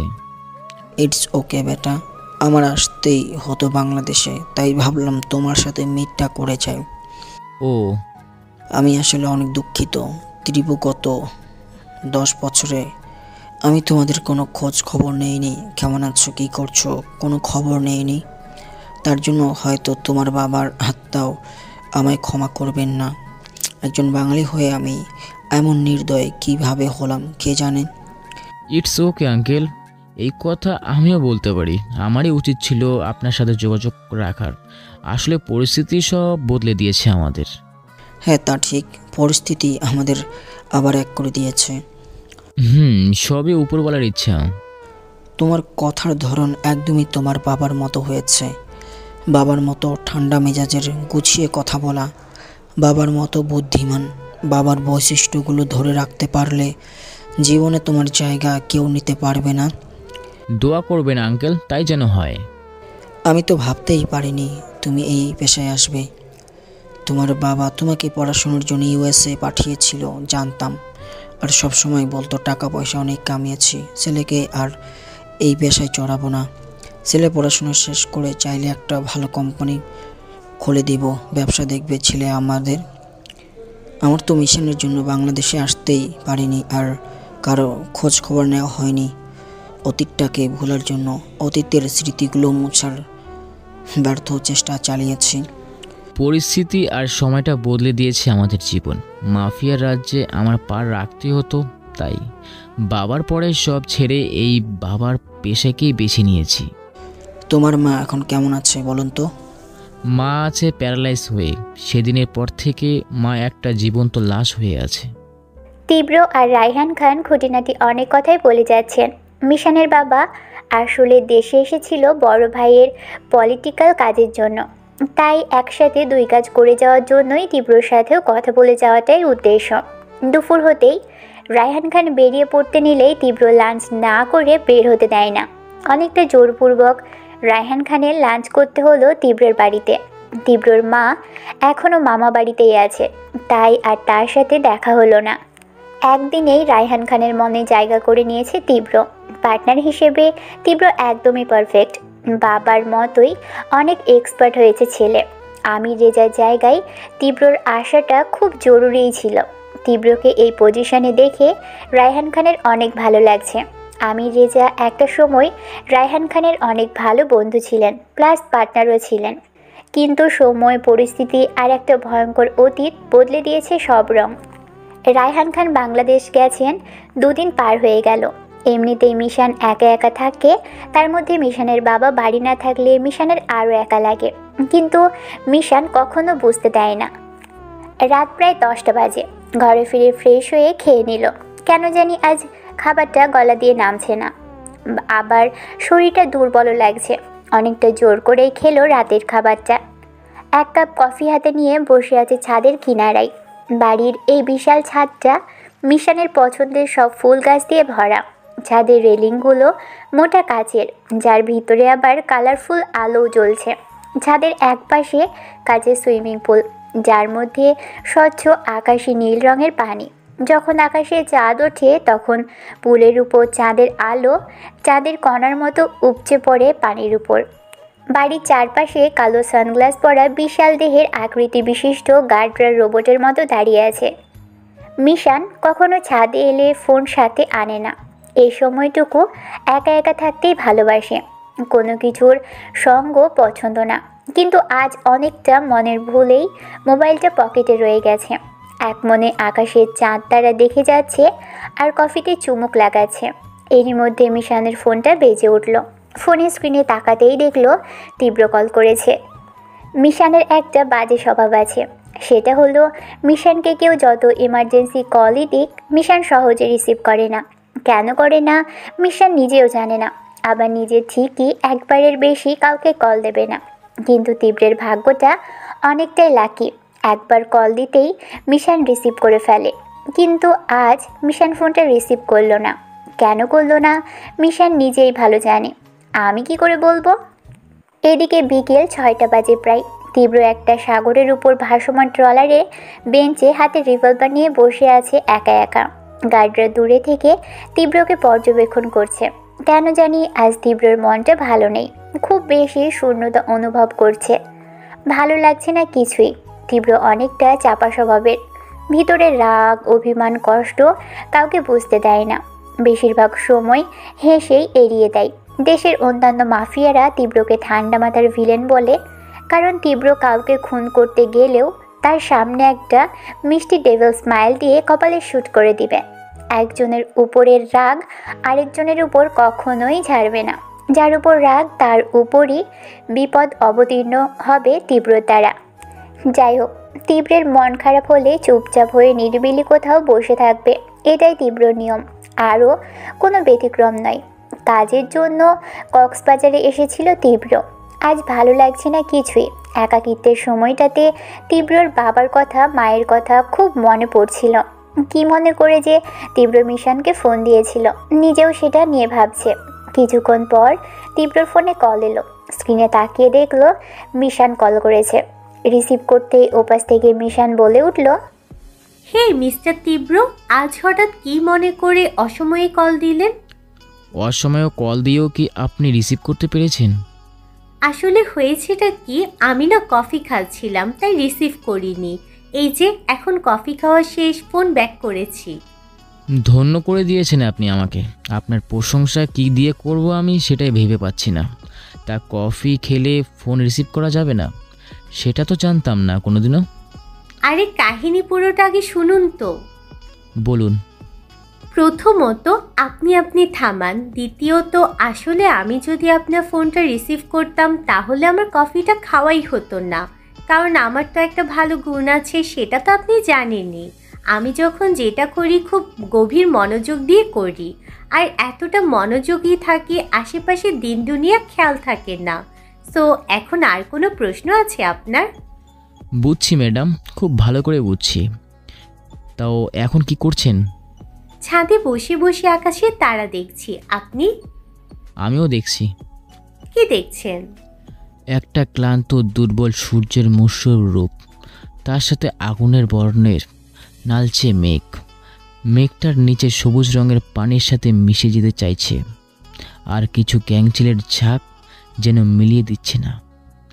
মেঘ আর সাগরের সবুজ পানির ওই দিকে সূর্যটার আড়াল চোখের তাকিয়ে যেন ডুবিয়ে দিচ্ছে ঘুমের সাগর। সেই দৃশ্যটাই পর্যবেক্ষণ করে দেখছি। Wow, what a nature! আচ্ছা, তুমি কি সবসময় অফিস টু বাসা, ছাদ এতটুকুই ঘোরাফেরা করো? কেন? দিন হলে কাজে থাকো, অফিসে থাকো, বাইরেই। আর রাত হলে শুনি বাসার ছাদে আর কোথাও না। মাঝে মাঝে যখন মন চায় ওয়ার্ল্ড ট্যুরে বেরিয়ে পড়ি, কিন্তু গত 3-4 মাস ধরে কোথাও যাওয়া হয়নি কাজের ব্যস্ততায়। আমারও একই অবস্থা গো। তোমার তো তাও বাবা আছে, তোমার পাশাপাশি তোমার বাবা তোমার কাজে এগিয়ে দেয়। আমার তো তাও নেই, সব কিছু নিজেই করতে হয়। তীব্রর কথাটা শুনে মিশানের কেমন জানি খারাপ লাগলো, আর বুঝতেও পারলো তীব্রর মনটা খারাপ। তীব্র অনেকটা মন খারাপ নিয়েই কথাটা বলল। মিশান কথাটা এড়িয়ে গেল ইচ্ছে করে। বুঝলাম, লন্ডন আসেন, একসাথে ঘুরতে যাবনি। সময় হলে জানাবো নে। ওকে। আচ্ছা মিশান, তুমি সামনাসামনি তো খুব একটা কথা বলো না, আর ফোনে দেখছি খুব কথা বলতে পারো। কাহিনীটা বুঝলাম না ভাই। সত্যি? অবশ্যই। মাথায় রেখে দিলাম কথাটা, পরে ভেবে বলবো নি। টুকটাক কথা বলতে লাগলো দুজনে। কি এমন কথা বলছে কে জানে। অনেকক্ষণ কথা বলার পর ফোনটা রাখা হলো। কথা বলার পর দুজনেরই মনটা হালকা লাগছে। রাত হয়েছে অনেক। মিশান রুমে চলে গেল। বিছানায় শুতে যাবে ঠিক তখন নিজের চোখটা আয়নার দিকে গেল। কখনো আয়নার দিকে তাকিয়ে নিজেকে পর্যবেক্ষণ করে দেখা হয়নি। কেন জানি মিশান এক মনে তাকিয়ে আছে আয়নাটার দিকে। কখনো নিজের মায়াবী চোখটার দিকে চোখ রেখে দেখা হয়নি। মিষ্টি গোলাপি চিকন ঠোঁটটার দিকে কখনো তাকানো হয়নি। বিশেষত্বে ভরপুর এই মেয়েটা নাকি সারাদিন খুন খারাপি নিয়ে থাকে। এই চেহারাই সেই চেহারা যেটাকে মিশান ধারণ করে রেখেছে। দুধে হলুদের ন্যায় গায়ের রং, নাকের গড়নটাও কি সুন্দর সরু, দেহের উচ্চতা এত লম্বা। সৃষ্টিকর্তা যেন কোনো খুঁত নিয়ে বানায়নি, একদম পরিপূর্ণ। কিন্তু এই মিশানটা কেন সাদাসিধে জীবন না নিয়ে এমন ভয়ঙ্করী রূপী নিয়ে মৃত্যুর খেলায় নেমে থাকে? আয়নাতে নিজেই নিজেকে দেখছে আর ভাবছে, আমি কি বদলে যাচ্ছি? ভালোবাসা নামক অভিশাপ কি আমায় আবার মুড়িয়ে নিচ্ছে? না না, কোনোভাবেই এটা সম্ভব না। মিশান, তোর গোলটা কি তুই খুব ভালো করেই জানিস। কোনো মায়ায় আটকাবি না। হিংস্র মিশানটাকে ধরে রাখ, তুই অনেক ভালো থাকবি। আগের মতো হয়ে যাস না মিশান, বর্তমানটাই তোর বাস্তব। কথাগুলো মিশান বলছে আর চোখ দুটো টকবক করছে জলে। চোখ বন্ধ করলেই তীব্রকে দেখতে পাচ্ছে মিশান, যেটা মিশানের খুবই অস্বস্তিকর লাগছে। এদিকে তীব্র, সেও তো এই মাফিয়া রাজ্যে এসেছিল একটা মিশনে। বাবার স্বপ্ন ছিল না তীব্র মাফিয়া পেশায় আসুক। বাধ্য হয়েই তীব্র মাফিয়া রাজ্যে পা রাখতে হয়েছে। হোটেলে ফিরে সেই কখন থেকে ওয়াশরুমে ঢুকে সমানে চোখে আর মুখে মাথায় পানি দিয়ে যাচ্ছে। তীব্রর প্রচণ্ড পরিমাণে অস্থির লাগছে। সকালে ঘুম থেকে উঠে ফ্রেশ হয়ে কফি খেতে খেতে ছাদে গিয়ে ফুল গাছে পানি দেওয়া থেকে শুরু করে ফুল গাছের পরিচর্যা করা মিশানের দিনের প্রথম ভাগের কাজ। রাত যতই জাগুক, ভোরের সুন্দর মনোরম দৃশ্যটা দেখাই মিস নেই মিশানের। কারণ ভোরের প্রকৃতি আর রাতের নিস্তব্ধতাই মিশান যেন ওর মাকে খুঁজে পায়। মা যখন ছিল রোজ ভোরে ঘুম থেকে উঠিয়ে ভোরের প্রকৃতি দেখাতো, আর রাত হলে আকাশের চাঁদ তারা দেখাতো। বাড়ির চারপাশে বাগান বিস্তৃত বলে পাখিদের আনাগোনার শেষ নেই। ভোরবেলা পাখির কিচিরমিচির শব্দ, মিষ্টি ঘুমের ঘ্রাণ, ঠান্ডা মনোরম এক ঝাঁক বাতাস, নীল আকাশে পূর্ব আকাশে সূর্যি মামার আগমন, সব মিলিয়ে এই দৃশ্য হাতছাড়া করার মতো নয়। বেলা 9টা বাজে। ব্রেকফাস্টের জন্য জেসি ডাকতে এলে মিশান বলে দেয় রুমেই খাবে। নিচে যেতে মন চাইছে না। সার্ভেন্ট এসে মিশানের রুমে খাবার দিয়ে গেল। মিশান সোফায় বসে আছে। টি টেবিলে জেসি খাবারটা রাখতে বলল সার্ভেন্টদের। জেসি খাবারটা সার্ভ করার জন্য যেই ঢাকনা খুলে প্লেটে উঠিয়ে দিতে যাবে, মিশান খাবারের দিকে তাকিয়ে বলল, 1 minute. Any problem ma'am? Mishan কোনো কথা বলছে না, খাবারের দিকে তাকিয়ে আছে। এমনভাবে খাবারটার দিকে তাকিয়ে আছে যেন খাবারের মধ্যে কেউ বিষ মিশিয়ে দিয়েছে, আর সেটা মিশান স্পষ্ট দেখতে পাচ্ছে। মিশান চোখটা বন্ধ করে হালকা শ্বাস নিয়ে একটু জোরেই বলল, ওহে মায়াবতী, দরজার আড়ালে লুকিয়ে না থেকে দর্শন দাও দেবী নীলিমা। কথাটা শুনে জেসি ফিক করে হেসে দিল। নীলিমা এসেছে কাল রাতেই মিশানের বাবার সাথে। মিশান জানেই না, সারপ্রাইজ দেবে বলে সকালে উঠে মিশানের পছন্দের খাবার নিজ হাতে রান্না করেছে, আর দরজার আড়ালে দাঁড়িয়েছিল মিশান কি বলে সেটা শোনার জন্য। তা তো ধরাই খেয়ে গেল। এই, তুই সব সময় কিভাবে বুঝে যাস রে? আবেগী আবেগী ভাব নিয়ে রুমে ঢুকতে ঢুকতে, খাবারের চেহারা দেখেই বুঝেছি, এত কুৎসিত দেখতে খাবারের চেহারা একমাত্র নীলিমা দেবীরই হবে। হয়েছে হয়েছে, বুঝেছি। এবার খাবারটা খা দেখি আর বল কেমন হয়েছে। মিশানের পাশে বসতে বসতে খাবো তো, খাওয়ার জন্যই তো খাবার। এদিকে ঘুরো দেখি। বলেই মিশান চামচে করে খাবার তুলে নীলিমার দিকে তুলল। নীলিমা মিষ্টি করে হাসি দিয়ে খাবারটা মুখে নিয়ে বলতে লাগলো, জানিস মিশান, আমার জীবনে একটা ইচ্ছে সারা জীবন অপূর্ণ থেকে যাবে। কি সেটা জানতে পারি? তুই নিজ হাতে আমাকে খাইয়ে দিবি। তাহলে আমি এটা কার হাত দিয়ে খাইয়ে দিচ্ছি? চামচ। মিশান একটা হতাশার শ্বাস নিয়ে বলল, নিজের হাত দিয়ে নিজেই খেতে পারি না, চামচ ছাড়া তোমাকে কিভাবে খাইয়ে দিব বলো তো? সেই জন্যই তো বললাম এই ইচ্ছে কোনো দিন পূরণ হবে না। ঠিক আছে, আমি ট্রাই করব। আগে প্র্যাকটিস করে নিই, যদি সাকসেস হই তারপর তোমাকে খাইয়ে দেব। তোমার ইচ্ছা অপূর্ণ রাখবো না। ওকে, হ্যাপি? নীলিমা মুচকি হেসে দিয়ে বলল, হ্যাপি। এবার আয় দেখি তোকে খাইয়ে দেই। নে, খাবার ঠান্ডা হয়ে যাচ্ছে। বলেই নীলিমা মিশানকে খাইয়ে দিতে লাগলো। মিশান এক মনে নীলিমার দিকে তাকিয়ে খাবার খাচ্ছে। এমনভাবে তাকিয়ে আছে মিশান যেন একটা 10 বছরের শিশু, আর নীলিমা মায়ের মতো একটা বড় বোন। খাবারটা না দারুণ হয়েছে। তোমার হাতে না একটা এক্সট্রা জাদু আছে, রান্নার হাতটা জোস। তাই বুঝি? অলরাউন্ডার বোন আমার। খাবার শেষ করে দুজনে বসে আছে সোফায়, গল্প করছে। মিশান আর আজ বের হবে না, কারণ জানেই নীলিমা আজ কোনোভাবেই মিশানকে বের হতে দিবে না। আজ সারাদিনই নীলিমা মিশানের সাথে লেগে থাকবে। মিশানের মাথায় বিলি কেটে দিবে, চুল নিয়ে নানা রকম ডিজাইন বানাবে, আবার মিশানকে কোলে শুয়ে ঘুম পাড়িয়ে দিবে। নানান রকম গল্প করবে, যার কোনোটাই মিশানের বিরক্ত লাগে না, বরং ভালোই লাগে। নীলিমার মধ্যে পুরো মামা ভাব আছে। মিশান নীলিমাকে অনেক পছন্দ করে আর ভালোবাসে, কিন্তু মিশান প্রকাশ করে না, বুঝতেও দেয় না। নীলিমা যখন কথা বলে মিশান নীলিমার দিকে এক মনে চুপচাপ তাকিয়ে থেকে কথা শুনে। মিশান ছেলে হলে কোনোভাবেই নীলিমার মতো মিষ্টি মেয়েকে হাতছাড়া করতো না, প্রয়োজনে জোর করে বিয়ে করত। এত বেশি মিষ্টি এই মেয়ে, যার সব গুণই মিষ্টি। নীলিমা মিশানের বাবার সাথে একাই এসেছে। ইফতি কাল পরশু আসবে, কাজে আটকে আছে। এখন বল তো মিশান, কোথায় যাওয়া যায়? ভেবে দেখেছি। তোমার পছন্দের কোনো জায়গা নেই? আছে, কিন্তু এক জায়গায় বারবার যেতে ভালো লাগে না। তুই ভেবে বল। নীলিমা মিশানের কথার মধ্যে এন্ট্রি নিল রায়হান খান। দুই বোনের মধ্যে কি এত কথা হচ্ছে শুনি? হানিমুনে কোথায় গেলে ভালো হয় সেটা নিয়ে ভাবছি চাচু। তুমি একটা বুদ্ধি দাও না, কোথায় গেলে ভালো হয়? আই থিঙ্ক তোমাদের এখনও নায়করাজ জলপ্রপাত দেখা হয়নি। তোমরা চাইলে সেখানে যেতে পারো, আমেরিকা / কানাডা সাইড থেকে। গ্রেট আইডিয়া চাচু, ইউ আর এ ব্রিলিয়ান্ট। আমার মনের মতো একটা জায়গার নাম বলেছ, আমার মাথায় আসছিলই না। তাহলে ওখানেই যাওয়া যাক। মিশান, কি বলিস? ঠিক আছে, যেটা ভালো বুঝো। আমাকে যেদিকে নিবে সেদিকেই যাব, শুধু সাগর বাদ দিয়ে।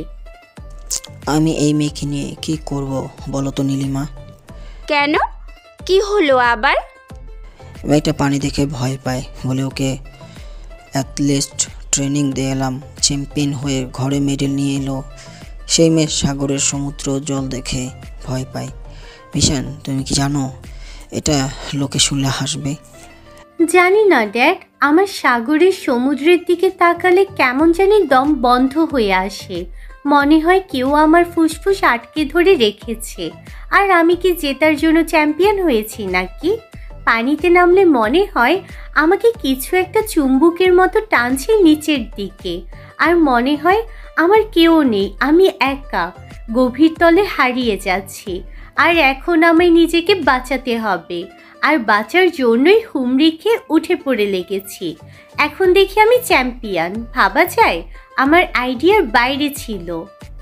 মিশানের কথা শুনে রায়হান খান আর নীলিমা দুজনেই অনেক জোরে হেসে দিল, কেননা মিশান কথাগুলো এমনভাবে বলেছিল মিশানের চেহারায় বোকা বোকা ভাব কাজ করছিল।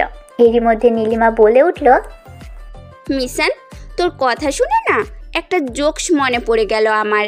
বলবো? এটা জিজ্ঞেস করার কি হলো, বলে ফেলো। এক লোক গ্রাম থেকে শহরে এসেছে দৌড় প্রতিযোগিতায় অংশ নিতে। তো রেস শুরু হওয়ার আগে জানতে পারলো পায়ে কনভার্স পরে রেস নিতে হবে। লোকটা পড়ল মহা মুশকিলে। গ্রামে তো খালি পায়ে রেস নিয়েছে, তাই চ্যাম্পিয়ন হয়েছে। এখানে এমন ভারী জুতো পরে রেস নিবে কি করে ভাবছে। তারপর কি হলো জানিস? রেস শুরু হয়ে গেল আর গ্রামের লোকটা চ্যাম্পিয়নও হলো। তখন সাংবাদিক এসে তাকে জিজ্ঞেস করলো, ভাই আপনি তো গ্রাম থেকে এসেছেন, শহরের মানুষের সাথে রেস কম্পিটিশন, তার মধ্যে জুতো পরে কিভাবে সম্ভব? তখন লোকটা বলল, আরে ভাই আমি কি জেতার জন্য দৌড় দিচ্ছি নাকি? পেছন থেকে গুলির আওয়াজ শুনে ভয়ে প্রাণ বাঁচানোর জন্য দৌড় দিয়েছিলাম। কে জানতো এরা বাসি ফু না দিয়ে গুলির আওয়াজ করে। নীলিমা হাসতে হাসতে বলল। নীলিমার কথাই রায়হান খান অনেক জোরেই হেসে দিল। মিশান তো হাসতে যেয়েও হাসি আটকে রাখল। নীলিমার সাথে মিশানের দিন ভালোই কাটছিল। নীলিমাকে নিয়ে বাইরে ঘুরতে যাওয়া, সারাদিন নীলিমার সাথে থাকা। 2 দিনে মিশানকে কোনো কাজই করতে দিচ্ছে না নীলিমা।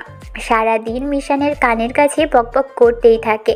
মিশানের বাধ্য হয়ে শুনতে হয়, কারণ নীলিমার কথা মিশান সেই ছোট্টবেলা থেকেই শোনে। বাবার পরে পৃথিবীতে কেউ যদি মিশানকে ভালোবেসে থাকে সেটা নীলিমা। নীলিমার মতো মিষ্টি মেয়েকে আঘাত দিয়ে কথা বলাও যেন পাপ। আর মিশানের পুরো দুনিয়ার উপর বিরক্তি এলেও নীলিমার উপর বিরক্তি আসে না। রাতে নীলিমা মিশানের পাশে ঘুমোয়, আলাদা রুমে না। মিশানের মাথায় হাত বুলিয়ে দেয়, গল্প করে। মিশান ঘুমিয়ে পড়ে। নীলিমার জন্য রায়হান খান এবার একটু চিন্তামুক্ত, কারণ মিশানের কাজের চাপ মিশান নিজে কখনো কমাবে না, বাবার কথাও শুনবে না। একমাত্র নীলিমার বশ করতে পারে। কাজ থেকে কিছুদিন দূরে থাকলে মিশানের ডিপ্রেশনটা কমে আসবে। রাতে ঘুমানোর জন্য শুয়ে আছে।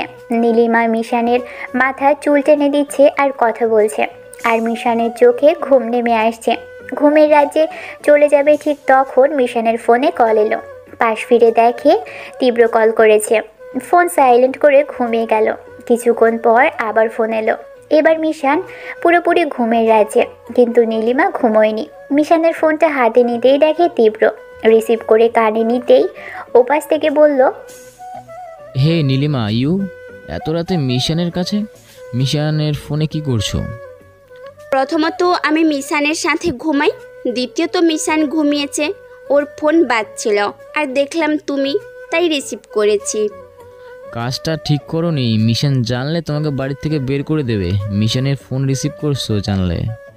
জি না ভাইজান, মিশানের কলিজায় এত জল ধরে নাই যে নীলিমাকে বাড়ি থেকে বের করবে। তো দূরে থাক, নীলিমার দিকে চোখ গরম করে তাকাবে। বাবা, এত confidence, good. By the way, তুমি নতুন বউ, জামাই রেখে একা একা বেড়াতে গেছো কোন আক্কেলে?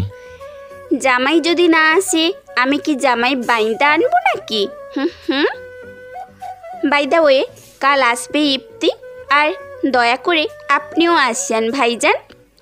আচ্ছা, আমি একটা জিনিস খেয়াল করলাম, তোমরা 2 বোনই প্রচুর কথা জানো, একটা কথাও মাটিতে পড়তে দাও না। অথচ তোমাদের চেহারা দেখে মনে হয় ভাজা মাছ উল্টে খেতে জানো না, গেলেই হাতে ফুসকা পড়ে যাবে। কি করে কথা মাটিতে পড়তে দেই বলো তো? কথা কি মাটিতে পড়ার জিনিস? হয়েছে, বুঝছি, ঘুমাও। আর মিশনকে বলার দরকার নেই, আমি কল দিয়েছিলাম। ওকে, কিন্তু তুমি কিন্তু কাল ইফতির সাথে আসবে বলে দিলাম। কেন? আমি আর ইফতি, তুমি আর মিশান আমেরিকা কানাডা সাইডে নায়াগ্রা দেখতে যাব। আমার না তোমাদের মতো আজের আর টাইম নাই। তোমাদের হানিমুন তোমরাই চাও, মিশনকে টানার দরকার নেই। Bye, good night. সকাল প্রায় 10টা বাজে। মিশান ঘরে বসে রিভলভারে গুলি লোড করছে। নীলিমা মিশানের জন্য খাবার নিয়ে এলো। মিশানের সামনে খাবার রেখে ওর সামনে বসে পড়ল। মিশানের কাজ দেখছে বসে বসে।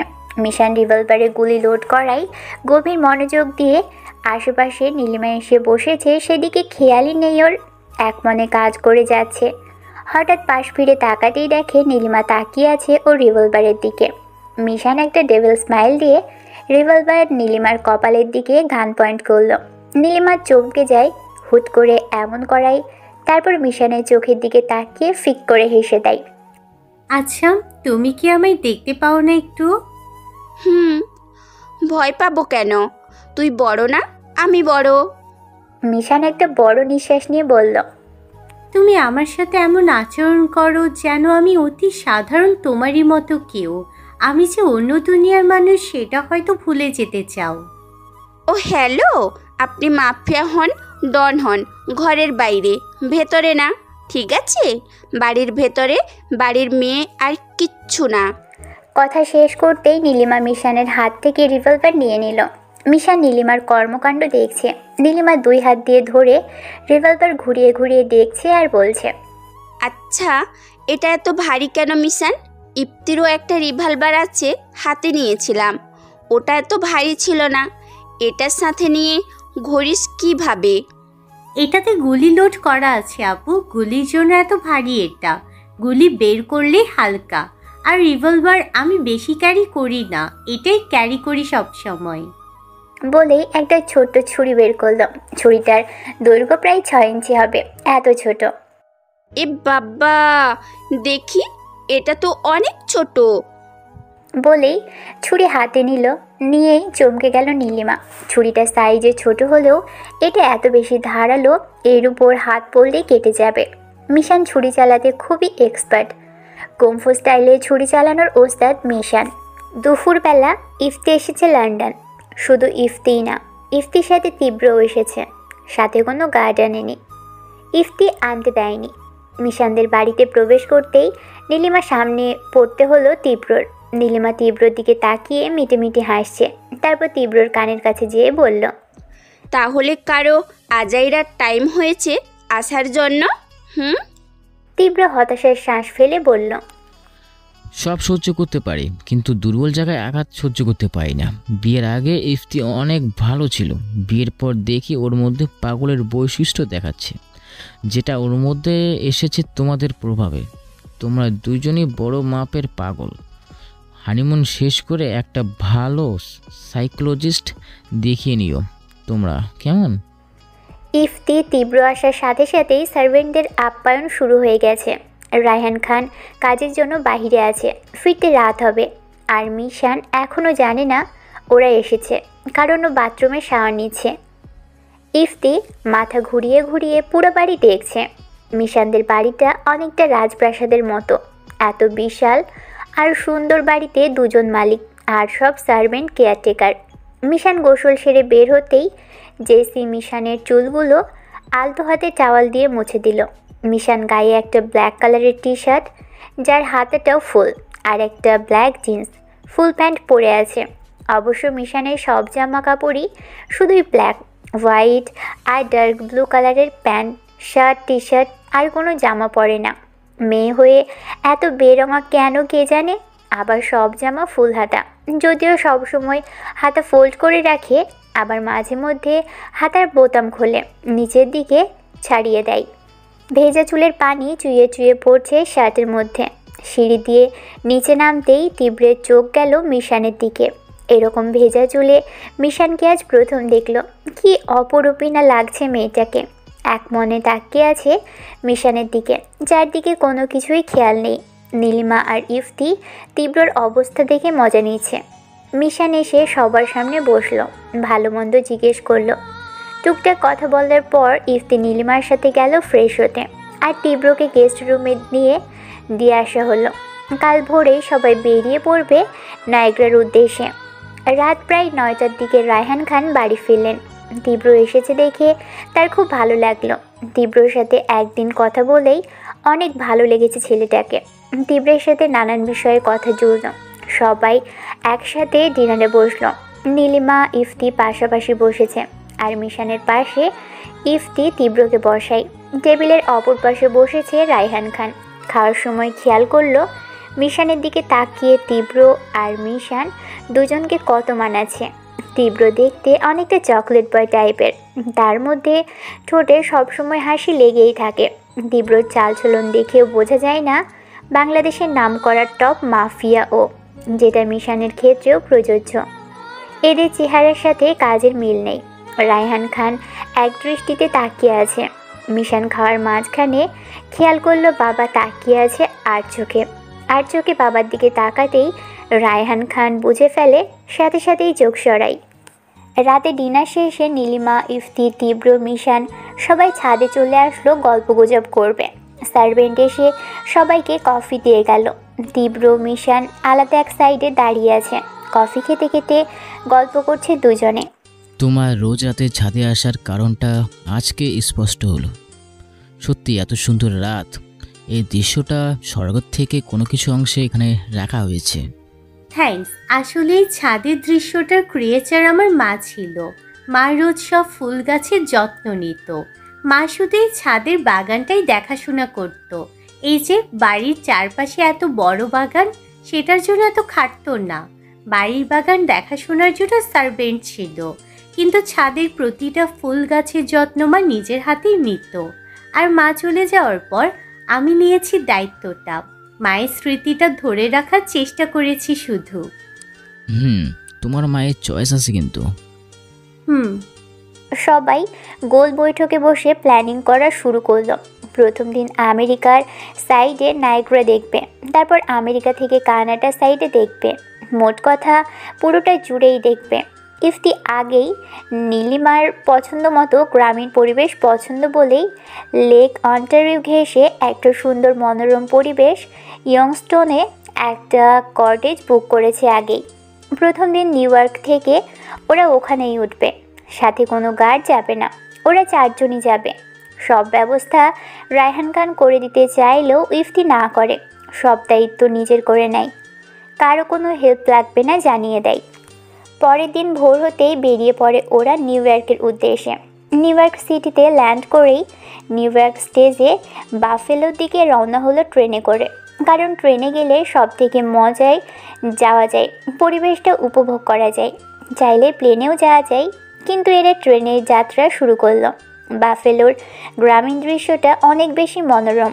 জানালার পাশে বসে আছে মিশান বাইরের দিকে তাকিয়ে, আর অপর পাশে বসে আছে তীব্র, কিন্তু বাইরের দিকে তাকিয়ে নাই, মিশানের দিকে তাকিয়ে আছে। খুঁটিয়ে খুঁটিয়ে মিশানকে দেখে যাচ্ছে এক মনে।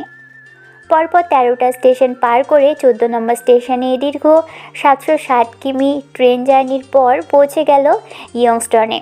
গাড়ি নিয়ে কটেজের দিকে যেতেই পরিবেশটা খুব পছন্দ হলো সবার। প্রায় ছবির মতোই গ্রামটা, চারপাশে পরিপাটি গাছপালা, সুন্দর একটা এলাকা। 2 তলার একটা কটেজে উঠল। কটেজটির নাম শেল কটেজ, যেখানে 3টে বেডরুম,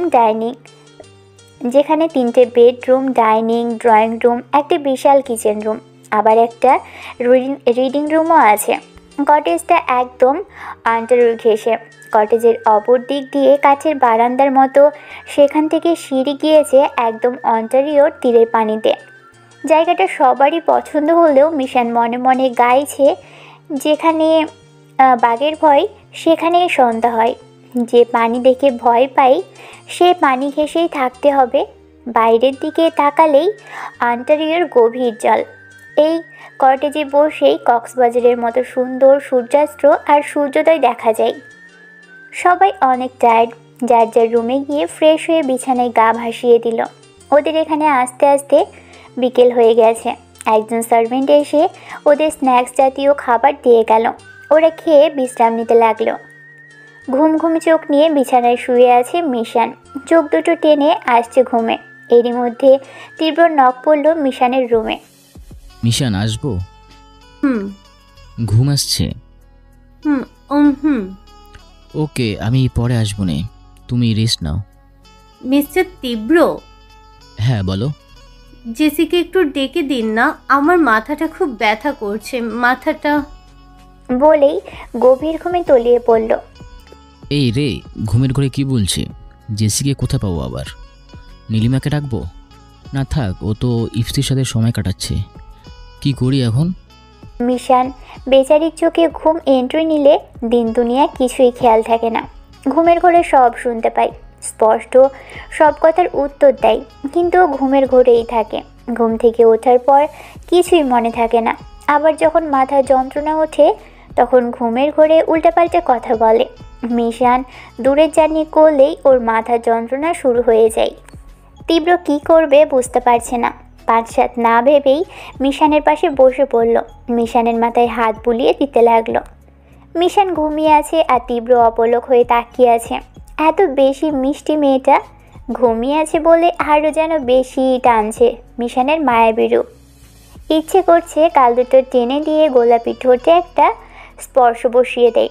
মিশানের মধ্যে হারিয়ে যাচ্ছে তীব্র। বসে বসে মাথার চুল আলতো হাতে টেনে দিচ্ছে।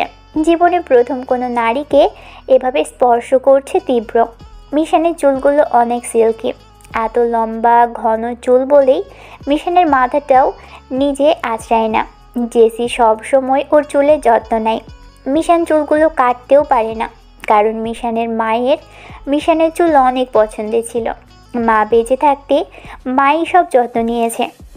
মিশান গভীর ঘুমের জগতে পাড়ি জমিয়েছে। ঘুমের ঘোরেই মিশান তীব্রর দুই হাত দিয়ে জড়িয়ে ধরে উল্টো ঘুরে গালের নিচে রেখে ঘুমোতে লাগলো। মিশানের হ্যাঁচকা টানে তীব্র ব্যালেন্স সামলাতে না পেরে মিশানের গায়ের উপর পড়ে যেতে নাই। তীব্র না পারছে মিশানকে ডাক দিতে, না পারছে হাতটা টান দিয়ে নিতে। তীব্র অনেকটা বেকয়ে এসে পড়ে গেছে। এভাবে বাঁকা হয়ে কতক্ষণ থাকবে? তীব্র আনমনেই মিশানকে দেখেই যাচ্ছে। এতে কোনো প্রকার বিরক্তি কাজ করছে না। অনেকক্ষণ পর মিশান তীব্রর হাতটা ছেড়ে দিয়েছে। হাত ছাড়তেই তীব্র উঠে দাঁড়ালো। নিজের রুমে যেতে নিলেই নীলিমার সামনে পড়ল। তীব্র অনেকটাই থমকে গেল। হুট করে এভাবে সামনে পড়বে ভাবতে পারেনি। কি করছো এখানে? সন্দেহের দৃষ্টিতে তাকিয়ে। না, এমনিতে এসেছিলাম। মিশান তো ঘুমাচ্ছে, তাই চলে যাচ্ছি। ও তাই বুঝি? হ্যাঁ তাই তো, তাছাড়া আর কি হবে। এত ভাব নিচ্ছ কেন তুমি? বলো তো, মিশানকে ডাইরেক্ট প্রপোজ করলেই তো পারো। তোমাদের জামাই বউয়ের ভিতরে কি এক চিলতেও দর নেই? আমার সাথে এভাবে কথা বলছো? কি আমার লোক আসছে, ওনাকে দেখে ভয় পাবো? বাড়ির ছেলে দেখে ভয় পাবো কেন? ওসব মাফিয়াগিরি বাইরে গিয়ে করো, ওকে? সেম কথা আমার আর মিশান দুজনেরই জন্য। বুঝলাম। তা তোমার বোন কি আমাকে পছন্দ করে যে আমি ওকে প্রপোজ করলেই মেনে নেবে? পছন্দ করবে না কেন? তোমার কোন দিক দিয়ে কম আছে শুনি? না রূপ কম, বা টাকা পয়সা, পাওয়ার, আর সব থেকে বড় কথা তুমি মিশানের লেভেলের। মিশান চাই ওর লাইফ পার্টনার ওর লেভেলেরই হবে। তাহলে তো হলোই। কি করে এক লেভেলের? প্রথমত তুমিও দেখতে হ্যান্ডসাম, ড্রেসিং। ওইদিকে মিশানো সুইট বিউটিফুল। তুমিও মাফিয়া কিং, মিশানো মাফিয়া কুইন। দুজনে এক লেভেলের হলো না? হ্যাঁ সেটা ঠিক, কিন্তু ভুলে গেলে তো হবে না আমরা আলাদা আলাদা রাজ্যের। আমি বাংলাদেশ আর ও লন্ডন। বিয়ে করে কি দুজনে দু দেশে থাকবো নাকি? ধ্যাত, তোমার সাথে কথা বলাই বৃথা। বলেই নীলিমা চলে গেল। তীব্র নীলিমার রাগ দেখে মুচকি হাসি দিয়ে নিজের রুমে চলে গেল। রাত প্রায় 10টা বাজে। মিশানের ঘুম এতক্ষণ চোখ থেকে ছুটল। যদিও নীলিমা অনেকক্ষণ যাবৎ ডাকাডাকি করছে ডিনারের জন্য। ঘুম ঘুম চোখে বিছানা থেকে উঠে ফ্রেশ হয়ে নিল। সবাই একসাথে ডিনার করতে বসলো। রাতের রান্নাটা নীলিমা করেছে, আর ইফতি সাহায্য করেছে নীলিমার কাজে। তীব্র নীলিমার হাতের রান্নার প্রশংসা করেই যাচ্ছে সমানে। সবাই নীলিমার হাতের রান্না পছন্দ করছে। এরই মধ্যে ইফতি বলে উঠল, আমার না একটা মন বাসনা হয়েছে, জানি না পূরণ হবে কিনা। কি? মিশানের হাতের রান্না খাওয়ার খুব ইচ্ছে হয়েছে। মিশান রান্না জানে নাকি? বলেই ফিক করে হেসে দিল। মিশান তীব্রর দিকে বোকার মতো তাকালো। ওই হ্যালো, আমার বোন অলরাউন্ডার, ওকে? মানুষ মারতে গেলেও যেমন হাত চলে, রান্নাঘরেও তার তেমনই হাত চলে। তাই নাকি? মিশানের দিকে তাকিয়ে, টেস্ট নিতে চাইছেন? নেওয়া যায়। ওকে, কাল ব্রেকফাস্ট আমি বানাবো। রাত হয়েছে অনেক। বিকেলবেলা ঘুম দিয়ে রাতে ঘুম থেকে ওঠার পর চোখে ঘুম নেই। মাথাটা যেন কেমন একটা করছে। একা একা ভালো লাগছে না মিশানের। কফি করার জন্য কিচেনের দিকে যেতে লাগলো। চুলায় আগুন জ্বালিয়ে দুধ গরম দিয়ে মগ হাতে নিয়ে দাঁড়িয়ে আছে মিশান। এরই মধ্যে পিছন থেকে কিছু একটা ছায়া সামনে পড়ছে। আস্তে আস্তে ছায়াটা মিশানের দিকে আসছে। মিশান ভালো করে বোঝার চেষ্টা করছে কিসের ছায়া। হাতের কাছে থাকা ছুরি নিয়ে পিছনের দিকে ঘুরতেই ছিটকে গেল। ভয় পেয়েছো তুমি? আপনি এভাবে কেউ আসে? ভয় পেয়ে গিয়েছিলাম তো। বাবা, মিশান খান ভয় পায় আবার? ভূত ভেবেছিলাম, মানুষ না। ও আচ্ছা, কি করছো এত রাতে এখানে তুমি? মাথাটা যন্ত্রণা করছে, ঘুমও আসছে না, তাই কফি করতে এসেছিলাম। ও, আমার জন্য 1 কাপ কফি করো। ওকে। বলেই মিশান 2 কাপ কফি করলো। একটা তীব্রের হাতে দিল, আরেকটা নিজের হাতে। তীব্র কফি হাতে নিয়ে মিশানকে জিজ্ঞেস করলো, মাথা ব্যথা করছে খুব? অনেকটাই। আমার সাথে আসো। কোথায়? আসো তো। বলেই মিশানের হাত ধরে টান দিয়ে বাইরে নিয়ে গেল। আন্টারিও তীর ঘেঁষে বারান্দায় নিয়ে গেল। বারান্দায় বেটে সোফা, টি টেবিল আছে। মিশান বসতে যাবে তখন তীব্র বলে উঠল, এখানে বসো না। কেন? এখানে বসলে ভালো লাগবে না, চলো নিচে নামি। এই পাথরের উপর বসে কফি খেতে খেতে পূর্ণিমার চাঁদ দেখব। দেখছো না আকাশটা কত সুন্দর, পূর্ণিমার চাঁদ। এখানে বসলে চাঁদ রাগ করবে, চলো। না না বাবা, আমি যাব না, আমার পানি ভয় করে। কেমন এদিকটা যতদূর চোখ যায় শুধু পানি আর পানি। আরে চলো তো, আমি আছি তো, কিচ্ছু হবে না। আমি সাঁতার জানি, তুমি পড়ে গেলে আমি পানিতে নামবো। চলো, কফিটা ঠান্ডা হয়ে যাচ্ছে। বলেই আর দেরি না, মিশানকে জোর করে নিচে নামালো। মিশান কিছু বলতেও পারল না, অসহায়ের মতো তীব্রর সাথে নিচে নেমে গেল। তীব্র হাত ধরে টেনে নিয়ে যাচ্ছে। একটা বিশাল পাথরের উপর বসে পানিতে পায়ের পাতা অবধি ভাসিয়ে বসে বসে দুজন কফি খাচ্ছে। আকাশের প্রায় রক্তবর্ণের ন্যায় পূর্ণিমা চাঁদ। শস্য বাতাস বইছে প্রকৃতির উপর। আকাশে মিটিমিটি তারাগুলো জ্বলছে খুব ফুর্তি করে। প্রকৃতি ভীষণ অদ্ভুত, তাই না? দেখতে কত সুন্দর। এই রূপের বর্ণনা হয় না কোনোভাবেই, অথচ এই প্রকৃতির ধর্মটা বড্ড নিষ্ঠুর। মাঝে মাঝে ভাবি, জানেন কি ছিলাম আর কি হয়ে গেলাম? প্রকৃতি আমায় কি থেকে কি বানিয়ে দিল? এমনটা কি হওয়ার কথা ছিল? ছিল না। প্রকৃতির মতোই আমার জীবন সুন্দর গুছানো ছিল, আর একটা ঝড় এসে সব উলটপালট করে দিয়ে গেল। গত 10 বছর একটা ফেক মিশনের রূপ নিয়ে আছি। আমি সেই মিশন, যে মিশনকে আমি কোনো কালে ডিজার্ভ করি না। ভালোবাসা নামক শব্দটাই আতঙ্ক ধরে গেছে, যেন নতুন করে কাউকে ভালোবাসতে না হয়, নিজেকে একা করে রাখি তার জন্য। কথাগুলো বলেই থেমে গেল। তীব্র মিশানের দিকে প্রশ্নসূচক দৃষ্টিতে তাকালো। মিশান আবার বলতে শুরু করলো, জানেন তো, সবাই না শুধু মিশনের রাগ জেদটাই দেখে, মিশনের হিংস্রতাকেই দেখে, কিন্তু ভেতরের আহত ক্ষতটা কেউ দেখতে পায় না। মায়ের ওই কঠিন ভয়ানক মৃত্যুটা না আমি কোনোভাবেই মেনে নিতে পারিনি। নিজেকে ভেঙে গুঁড়ো করে দিয়েছি। মাফিয়া রাজ্যে পা রাখার একমাত্র উদ্দেশ্য ছিল সেই পাপীটাকে খুঁজে শাস্তি দেওয়া। হতাশ হয়ে গেছি আমি তাকে খুঁজতে খুঁজতে। আমার মা ছিল আমার সব সুখের চাবি। মাকে ছাড়া ডানে থেকে বামে আমি অবাধ্য মিশন কখনোই যেতাম না। মায়ের একমাত্র লক্ষ্মী মেয়ে ছিলাম আমি, আর 5টা মেয়ের মতোই সাদাসিধে ছিলাম। জানেন তো, অনেক বেশি ভীতু ছিলাম আমি। নিজের আলাদা করে কোনো চাওয়া পাওয়া ছিল না, শুধু আমার একটাই চাওয়া ছিল, আমার মা বাবা ভালো থাকুক। কিন্তু আমার ওই ভীতু হওয়াটাই যে আমার জন্য কাল হয়ে দাঁড়াবে বুঝতে পারিনি। মাঝে মাঝে মনে হয় মায়ের মৃত্যুর জন্য আমিই দায়ী। আমি যদি আজকে মিশন সেদিনও অমন থাকতাম, আমি হয়তো মাকে বাঁচাতে পারতাম। নিজের চোখের সামনে মায়ের মৃত্যুটা দেখতে হতো না। একাধারে মিশন বলেই যাচ্ছে। কথাগুলো বলতে বলতে চোখের কোণে পানি জমে এলো। তীব্র বুঝতে পারছে মিশনের অনেক খারাপ লাগছে। তীব্র আলতো করে মিশনের হাতের উপর হাত রাখলো। মিশন একবার তীব্রের দিকে করুণ দৃষ্টিতে তাকিয়ে রইল, তারপর আবার আকাশের দিকে তাকিয়ে রইল। তীব্র মিশনের হাতটা মুঠি করে ধরে নিজের কাছে টেনে নিল। 2 হাত দিয়ে মিশনের ডান হাতটা চেপে ধরে মিশনের দিকে তাকিয়ে তীব্র বলতে লাগলো, জানো মিশান, তোমার আমার গল্পটা না একই। আমার জীবনটা এমন হওয়ার ছিল না। সময়টা আমার এই দশা করে দিয়েছে। শুধু তোমার আমার মধ্যে পার্থক্য এতটুকুই, তুমি হাসিটাকে বিসর্জন দিয়েছো আর আমি হাসিটাকে আঁকড়ে রেখেছি। তোমার মায়ের সাথে সেদিন আরও একটা লোক মারা গিয়েছিল, সেটা ছিল আমার বাবা। কথাটা শুনে মিশান আমার দিকে ভুরু কুঁচকে তাকালো। সে আমার বাবা। তুমি সেদিন তোমার মাকে হারিয়েছিলে আর আমি আমার বাবাকে, আর সাথে পেয়েছিলাম আমার মায়ের জীবিত লাশ, যে সে মরেও বেঁচে আছে।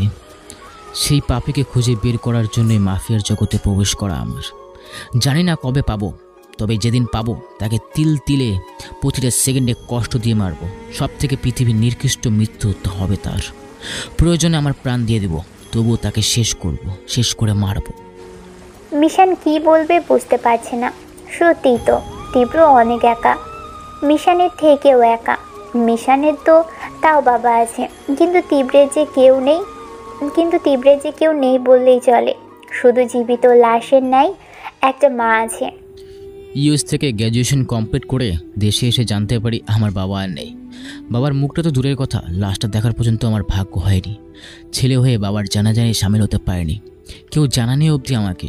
শুধু দেশে এসে ফিরে দেখি আমার মা হসপিটালে কোমায় চলে গেছে। আমার সব স্বপ্ন প্রশ্নের উত্তর ঝাপসা ঘোলাটে হয়ে গেছে। মা ঠিক থাকলে হয়তো নিজেকে সামলে নিতে পারতাম। এত বড় আঘাত সহ্য করার মতো ক্ষমতা ছিল না আমার।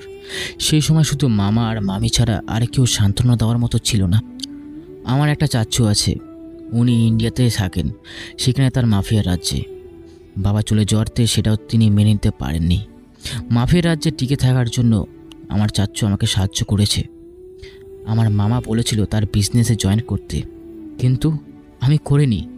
কারণ শুধু একটাই, সেই পাপীকে খুঁজে বের করা আর আমার বাবার জায়গাটুকু ধরে রাখা। এটাই ছিল আমার একমাত্র লক্ষ্য। কথাগুলো বলতেই তীব্রর গলা ধরে এলো। ছেলেটার কত কষ্ট, এত বড় কষ্ট নিয়ে সব সময় হাসি মুখে থাকে তীব্র। মিশান করুণ দৃষ্টিতে তাকিয়ে আছে তীব্রর দিকে, কোনো কথা বলছে না। দুজনের মনে একই যন্ত্রণা, একই প্রতিশোধের আগুন। মিশান তীব্রর হাতটা শক্ত করে জড়িয়ে ধরে ওর কাঁধে মাথা রাখলো, যেন খুব বেশি ভরসা পাচ্ছে মিশান। ওর কষ্ট বোঝার মতো পৃথিবীতে কেউ আছে, সেটা হলো তীব্র। 10 বছর আগে ফ্ল্যাশব্যাক। মিস্টার রায়হান খান আর মিস্টার আমির রেজা দুজনেই অনেক ভালো বন্ধু ছিলেন, হয়তো বাঙালি বলেই। আমির রেজার সাথে 2008 সালে ইউএসএ পার্টনারশিপে একসাথে কাজ করেছে। সেখান থেকেই ওনাদের দুজনের সুসম্পর্ক। এখনও পার্টনারশিপটা চলছে। ওনাদের সাথে কক্সবাজারের একটা হোটেলে মিটিং। রায়হান খান লন্ডন থেকে বাংলাদেশে আসতে গেলে মিশান আর মিশানের মা মাধুরী দুজনে বায়না ধরে কক্সবাজার সি বিচ দেখবে। বাধ্য হয়ে মিশান আর মিশানের মাকে নিয়ে দেশে ফিরে পরের দিন কক্সবাজার গিয়ে আমির রেজার সাথে মিট করে। প্রথম দিন আমির রেজা ঢাকার বাইরে এক রাতের বেশির জন্য কোথাও গেলে স্ত্রীকে সাথে করে নিয়ে যেত, কারণ আমির রেজার স্ত্রী আলিফা রেজা হার্টের রোগী ছিলেন। স্বামীকে নিয়ে টেনশন করেই ওনার এই অবস্থা। একটুতেই খারাপ অবস্থা হয় ওনার। এদিকে তীব্র দেশে থাকতো না। মাফিয়া পেশার প্রভাব তীব্রর উপর পড়বে বলে তীব্রকে দেশে বাইরে লেখাপড়া করিয়েছেন, তাই স্ত্রীকে সাথে নিয়েই চলতো। বড্ড ভালোবাসত স্ত্রীকে। আমির রেজার স্ত্রীর সাথে মিশানের মায়ের খুব ভালো সম্পর্ক ছিল। তারা একই হোটেলে উঠেছে। রায়হান খান বা আমির রেজা কেউ সাথে কোনো গাড়ি আনেননি। আমির রেজা যাও দুজন এনেছেন, রায়হান খান তাও আনেননি। সন্ধেবেলা ঘুরতে বের হলো সবাই। রেস্টুরেন্টে খেতে গেল সবাই মিলে। ভিআইপি কেবিনে ওনারা সবাই বসলো। খুব গল্পগুজব চলছে সবার মাঝে। মিশানের বয়স তখন 16, কিন্তু দেখে বোঝা যেত না, কারণ মিশান লম্বা চওড়া আর বয়সে বড়ও ছিল। শুধু পুরো একটা ভিতর ডিম ছিল। কথা বলতো কম, শুনতো বেশি। কেউ যখন মিশানের সাথে কথা বলতো, মিশান মিষ্টি হেসে উত্তর দিত। ঠোঁটের মধ্যে সব সময় হাসি লেগেই থাকতো ওর। কিন্তু মিশান এতটা বোকা হওয়ার কারণ হয়তো ওর মাই ছিল। মিশানকে ওর বাবা মা অনেক বেশি আদর আর কেয়ারে রাখত। সব সময় মার আঁচল ধরেই থাকতো মিশান। গল্পগুজবের মধ্যে রায়হান খানের ফোনে একটা কল আসে। রিসিভ করে কথা বলতে চাই, কিন্তু কথা স্পষ্ট বোঝা যাচ্ছিল না। আমি রেজা বলল বাইরে গিয়ে কথা বলতে, হয়তো নেটওয়ার্ক প্রবলেম। আমি রেজার কথাই রায়হান খান বাইরে গেল ফোন কানে নিয়ে। অনেকক্ষণ কেটে গেল, রায়হান খানের কোনো খোঁজ নেই। এদিকে অর্ডার করা খাবার এসে গেছে, খাবার ঠান্ডা হয়ে যাচ্ছে। রায়হান খানের জন্য কেউ খাওয়া শুরুও করতে পারছে না। মিশানের মা মিশানকে পাঠালো রায়হান খানকে ডেকে আনার জন্য। মিশান এদিক ওদিক খোঁজাখুঁজি করা শুরু করলো বাবাকে। কথায় কথায় আমি রেজার স্ত্রী আলিফা রেজা ওয়াশরুমে যাওয়ার জন্য উঠে দাঁড়ালো, ওয়াশরুমে চলে গেল। কেবিনে আমির রেজা আর মিশানের মা বসে টুকটাক কথা বলেই যাচ্ছে। মিশানের বাবাকে খুঁজেই যাচ্ছে, কিন্তু কোথাও পাচ্ছে না। এরই মধ্যে একদল লোক ভিআইপি কেবিনটাতে ঢুকে পড়ল পারমিশন ছাড়াই। আমির রেজার বুঝতে দেরি হলো না, এরা কোনো শত্রুপক্ষ। সাথে সাথে রিভলভার বের করে গুলি করতে শুরু করলেন। সাথে সাথেই বাইরে থেকে আমির রেজার গার্ডসরা এসে পড়ল, কিন্তু এতগুলো মানুষের সাথে পেরে ওঠা জীবনযুদ্ধ হয়ে যাচ্ছিল। মিশান বাবাকে খুঁজে না পেয়ে কেবিনে ঢুকতেই দেখে মিশানের সামনে আমির রেজাকে গুলি করল। সাথে সাথেই মিশানের মাকে দুটো গুলি করতেই মিশানের মা বলে চিৎকার দিয়ে পাশের টেবিলে একটা ছুরি ছিল, সেই ছুরি দিয়ে লোকটার হাতের মধ্যে আঘাত করলো, প্রায় দুটোর মতো আঘাত করলো লোকটার হাতে। লোকটা মিশানকে ধাক্কা দিয়ে সরিয়ে মিশানের বুকে দুটো গুলি চালিয়ে দেয়। মিশানের মা মিশান বলে চিৎকার দিয়ে মিশানের কাছে যেতে নিলেই মিশানের মার পেটে ছুরি দিয়ে কয়েকবার আঘাত করে। মিশানের মা হুমড়ি খেয়ে পড়ে যায়, আর আমির রেজার দেহ থেকে এতক্ষণে প্রাণটা চলেই গিয়েছে। আর এই দৃশ্য আমির রেজার স্ত্রী ওয়াশরুম থেকে ফিরেই দেখেই সাথে সাথে স্ট্রোক করে পড়ে গেল। শত্রুপক্ষের লোক আলিফা রেজাকে কিছু বলল না, গুড়গুড় করে চলে গেল দল বেঁধে। এতক্ষণে লাশের বন্যা বয়ে গেছে কেবিনে। রায়হান খান কেবিনে ঢুকেই এমন দৃশ্য দেখে যেন দাঁড়িয়ে থাকার শক্তি পাচ্ছিলেন না, চিৎকার দিয়ে মাটিতে বসে কান্না করতে লাগলেন। সাথে সাথে সবাইকে হসপিটালে নেওয়া হলো। আলিফা রেজা স্ট্রোক করে কোমায় চলে গেছেন, চোখের সামনে স্বামীর মৃত্যুটা সহ্য করতে পারেননি বলে। আর মাধুরী আমির রেজা এদের দেহ থেকে প্রাণটা বেরিয়ে গেছে স্পটেই, কিন্তু মিশান বেঁচে ছিল। এই পরিণতি দেখতে হতো না যদি সেদিন রায়হান খান গার্ড নিয়ে যেত সাথে। কে করে গেল এমনটা তাও জানা নেই। মিশানের জ্ঞান ফিরতেই স্তব্ধ নির্বাক হয়ে থাকে, এক ফোঁটাও কান্না করছে না। মায়ের কবর বাংলাদেশে দিতে দেয় না, লন্ডনে নিয়ে যায় বাংলাদেশ থেকে। লন্ডনের কবর দেওয়া হয়। তারপর আর মিশান কোনো দিনও বাংলাদেশে আসেনি। 2 বছরে মিশান একটু একটু করে মাফিয়া রাজ্যে প্রবেশ করেছিল, নিজেকে পুরোপুরি প্রস্তুত করে। আর খুঁজে বেড়াই সেই নরপাপিষ্টকে। শান্তশিষ্ট ভদ্র মিশানটা যেন আর মিশান নেই। এক ধাক্কায় বদলে যায় মিশানের জীবন। ফুলের মতো জীবন কাটা হয়ে যায়। প্রতিটা রাত শুধু মায়ের মৃত্যুর দৃশ্যটা মনে করেই কাটে। এদিকে তীব্র গ্র্যাজুয়েশন কমপ্লিট করে হাসি হাসি মুখে দেশে ফিরে দেখে এই অবস্থা। বাবা নেই, মা কোমায়, একদম ভেঙে পড়ে। প্রতিশোধের নেশার তাড়নায় তীব্রের সুন্দর গোছালো জীবনটা বিষের খনিতে রূপান্তর হয়। কোণঠাসা হয়ে যায় তীব্র। সময়ের সাথে মাফিয়া রাজ্যে প্রবেশ করে বাবার মতোই মাফিয়া কিং হয়ে গেল। Flashback complete. বর্তমান রাত প্রায় 2টা কি 3টা বাজে। মিশান তীব্র নানা রকম গল্প করে যাচ্ছে, সময়ের দিকে খেয়ালই নেই। মিশান তীব্রর হাত জড়িয়ে বাম কানে মাথা রেখেছে, আর তীব্র মিশানের হাতটা খুব শক্ত করে ধরে আছে, যেন মিশানের হাতটা ছেড়ে দিলেই মিশান হারিয়ে যাবে। ইচ্ছে করছে মিশানকে জড়িয়ে ধরতে। ভালোবাসার কথা সবসময় মুখে না বললেও অনুভূতিগুলো ঠিকই বলে দেয় ভালোবাসার গান। মিশন, অনেক রাত হয়েছে, চলো রুমে যাই, ঘুম আসছে খুব। ঠিক আছে চলুন। বলেই উঠে গেল দুজনে, কলেজে ঢুকে গেল। দুজনে কথা বলতে বলতে যাচ্ছে। মিশান কথার মধ্যে প্রায় হেসে দিচ্ছে। তীব্র মিশানের হাসিটা খুব বড় করে দেখে।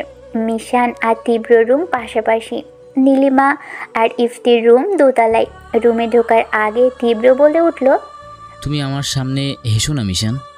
কেন? ভ্রু কুঁচকে তাকিয়ে। তুমি হাসলে না আমার এখানে তীরের মতো লাগে গো। তাই বুঝি? এই যে আবার হাসলে, জানো আমার না তোমার দিকে তাকিয়ে থাকতে ইচ্ছে করে, তোমার গাল দুটো খুব টানতে। আমার গাল কি গোলুমলু গাল নাকি টানতে ইচ্ছে করে? তোমার গালটা খুব সুইট আর কিউট, দেখলে টানতে ইচ্ছে করে। ঠিক আছে, এত যখন ইচ্ছে নিন গাল টেনে দিন, তবে আস্তে, যেন ব্যথা না পাই।